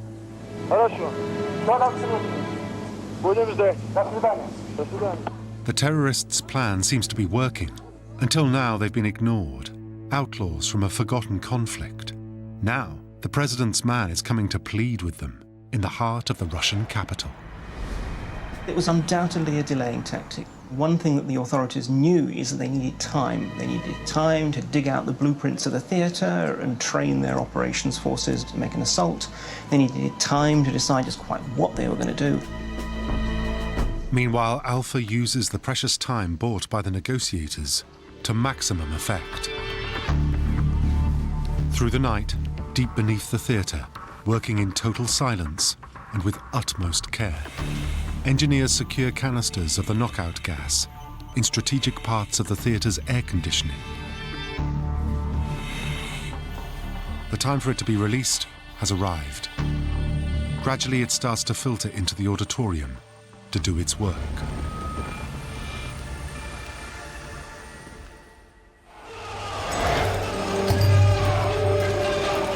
Aware that something is happening, the Chechen gunmen run from the auditorium and leave the Black Widows at their posts.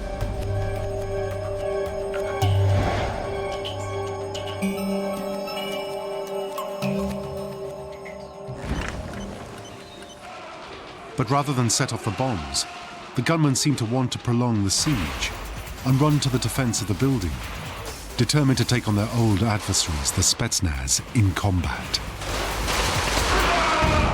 But there isn't anyone to fight. Alpha Group still has to hold back. If just one Black Widow is conscious, the whole theatre could still blow. And every minute that the auditorium fills with the powerful agent, the danger to the hostages increases. One of the problems is where you release the agent, so you have to use air vents. And you've got to ensure that the agent you release will knock everybody out quickly. So this means that you have to pump in huge quantities to reach the people at the far end of the theatre. And in pumping in large amounts, what you're going to end up doing is giving some people at the far end of the theatre enough to knock them out. But the people close to the vent are going to get many times the lethal dose of an agent. Soon after the release of the gas, the first signs of its effects emerge. Semi-drugged hostages manage to escape the auditorium. It's clear the terrorists are no longer in control. Now is the time to strike. The waiting's over. The word comes from Strategic Command to go. When the officers received the order to enter the building and destroy the terrorists, all of them were 100% certain that in the event of an explosion, no one would come back alive. Такого не получится. It's our job. If you're going to think about the mission too much and what will go wrong, it's not going to happen. You go into zombie mode, autopilot, to fulfill the mission. It may seem cold, but it is necessary. Taking out as many Chechens as possible before the order to detonate is now the top priority. Alpha's legendary speed cuts down the gunman in seconds. It would have been good to take some terrorists alive to question them. But when you're there, in that situation, you have weapons, they have weapons, and you need to fire before they do. It's a quick decision. And in the auditorium, Alpha kill every Black Widow without a second's pause. Some die before they can detonate their bomb belts. Others press the triggers, only for the belts to fail. But the theatre could still blow at any moment because there's still one person who can inflict mass casualties. Now seconds count in the hunt to stop the Chechen leader, Movsa Barayev. We were expecting Barayev to be in the auditorium with the bombs, and he wasn't. Movsa Barayev is loose in the building. Now Spetsnaz have to find him and stop him before he puts into action the terrorists' ultimate sanction, detonation of the bombs. Eventually, he's traced to a storeroom behind the theatre's cafeteria.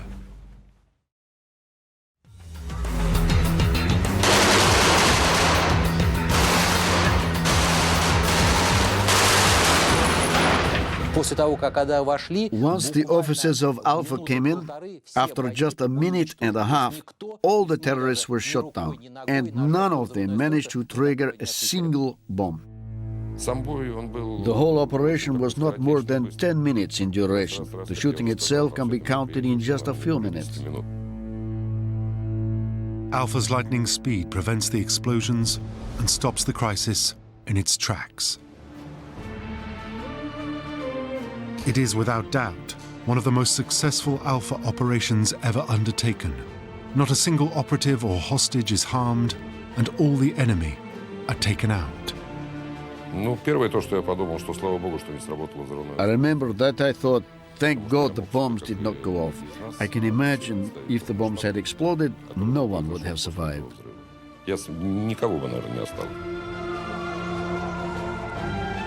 The first hostages are pulled to safety as the whole world watches the extraordinary success of the elite force after 3 days of agony.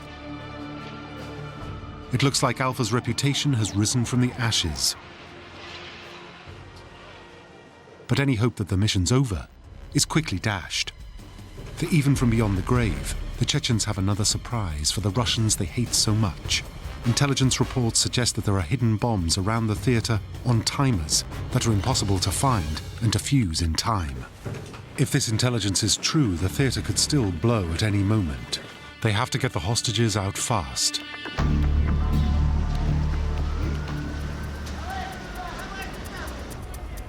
With extraordinary haste verging on panic, rescue teams sweep into the building. Their task? to haul out the unconscious hostages in a race against time with an unknown number of ticking bombs beneath them. But in a siege beset by surprises and unexpected twists, the greatest of all is about to unfold in front of the world's TV cameras. The Dubrovka operation should be divided into two major phases. One which involved Alpha units who did their job, and another one that happened afterwards. As phase one of the military operation is completed, the job is now to get the hostages out of the theatre. Alpha were not essentially tasked with getting the hostages out. There were too few of them, and that's not really what they're about. That would have been the role of other elements within the fire service, within the ambulance corps or whatever. And this is really where the operation fell apart. Alpha's done a brilliant job. A textbook operation that couldn't have been bettered by any special forces team anywhere. But the hostages aren't out of danger, and the mission is about to enter its darkest phase yet. When the first media reports about the completion of the operation and the freeing of the hostages started coming in, of course we were all euphoric, including myself. We saw dead black widows, and there was no information on their losses. And then the stark reality starts to emerge. Sometime after, we saw and got the reports that the operation went well. There was no explosion, people were reported alive. And then the tragedy came. Every hour, updates began to come of 10, 20, 30, 40 people dead. Everyone was stunned. Hostages that look as if they're unconscious from the gas are in fact dying, and it's due to the same technology used to rescue them. Some of the police officers that carried people out, they had no idea about the recovery position for people that have a severe respiratory depression, so they just laid them on their backs, and people suffocated. Instead of putting them on the recovery positions on the side where the tongue would relax and they would be able to breathe until the antidote was administered. The brilliance of Alpha's military operation is now being catastrophically let down by a civilian evacuation wreaking more havoc in minutes than the Chechens have done in the previous 3 days. If you were going to do something like this thoroughly, you would want everybody primed, and for some reason that didn't happen. The people who needed to help with the cleanup and the protection of individuals who were affected just didn't know what to do.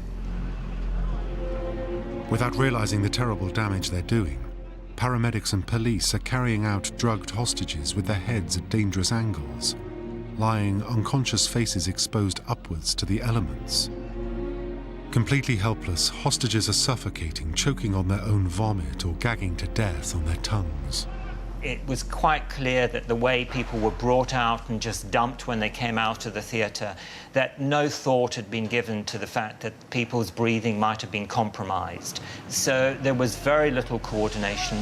A lot of people who were involved from the medical perspective hadn't been told that it was fentanyl that was used, so they didn't even know how to treat the individuals concerned. And therefore there was this awful vacuum. And that's frankly where so many of the hostages died, or why so many of the hostages died, is because at that moment where you needed to have a seamless handover from, as it were, the killers to the savers, there was in fact a moment of uncertainty, a moment of insecurity, and also again a very classic moment of where, in Russian terms, security took precedence. That until people were absolutely certain that there were, for example, no terrorists amongst the hostages, none of the hostages could be removed, because you had to make sure you got all the terrorists. And it's not only that the evacuation teams aren't organized to deal with drugged hostages, they haven't even prepared enough supplies for the hundreds who need treatment. An antidote to the gas exists, but is only available in tiny quantities with a handful of people qualified to administer it. In the hours and days that follow the siege, the city's hospitals struggle to cope, and the death toll steadily climbs. People simply didn't know what to do. They didn't imagine the scale of what needed to be done. And as a result of that, some of the hostages that could have been saved were not saved. You know, It's very unfortunate, it's very sad, but sometimes it's the fact of war. You know, things do not go perfect. Things don't go perfect. We wish they did, you know, yeah. Every operator in every military, especially a tier 1 operator, what is his wish in a situation like that? Of course, to save every hostage. Okay, does it work that way every single time? Again, it's not a movie, it's not a reality show. It's reality, and reality is very unpredictable. In all, 133 people die in the 2002 Dubrovka theatre siege. Only 3 at the hands of the terrorists. Nearly all the fatalities are caused by the gas used to rescue them, either overdoses or because the unconscious are mishandled. I think everybody understands that although 133 people died, in the circumstances it could have been 1,000. The full scale of the tragedy could have been very different. I was miserable. It was a real tragedy. Because of the tragedy, the Alpha teams involved don't call the operation a success. The only success was the killing of the terrorists, and that the majority of people were still alive. But generally, it was not a success, because more than 100 people died. It's not that we didn't work hard enough. It wasn't because of bad planning. It wasn't Alpha's fault. We don't feel proud of what we did because it's our job. The deaths become all the more poignant when it's revealed that the giant bombs in the theatre were fakes all along. And some of the Black Widow's belts were duds. Even though Alpha themselves were unaware of this at the time, it leaves the impression that the use of the gas and the deaths that it caused had all been for nothing. Media observers start talking about the operation as a tragedy. So 130-some hostages dying is a tragedy? Absolutely. Huge tragedy to every single family that lost loved one. It would have been a little bit bigger tragedy, thousands of them dying in a few huge explosions. And in the long run, it would have been even bigger tragedy if a state, a country, succumbs to the demands, and people like that, capable to do something like that, achieve what they want to achieve. The irony is plain to all, that the expertise of the military is only mirrored by the failures of the civilian rescue effort. In the years that follow the Dubrovka theatre siege, the families of the hostages who died, and many hostages themselves, campaign for compensation and continue trying to get justice. The precise details of the gas used have never been revealed, despite repeated requests from doctors treating survivors. But Alpha's achievement remains unblemished by the siege. It didn't really tarnish the reputations of the special forces themselves. It instead was regarded as it were, that the fighting men did their job. It was the Kremlin, it was the administration, it was everyone else who in effect let them down.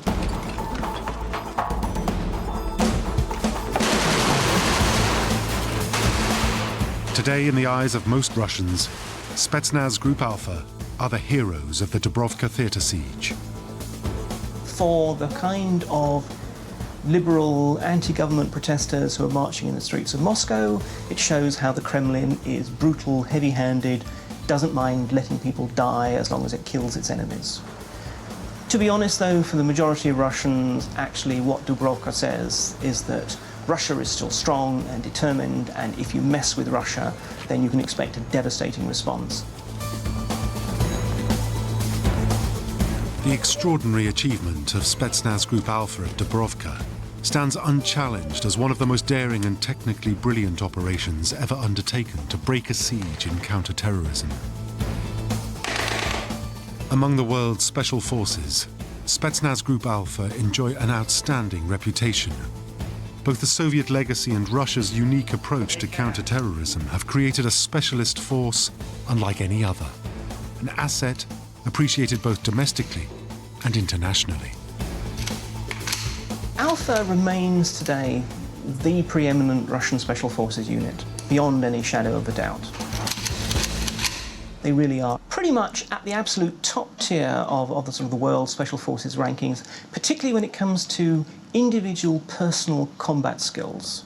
Shooting, killing people with their bare hands, that kind of thing, they really are at the top. And just in terms of pure individual physical toughness as well.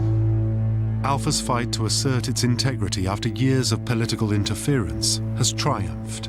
Once again, it's proved itself the defender of the Russian people.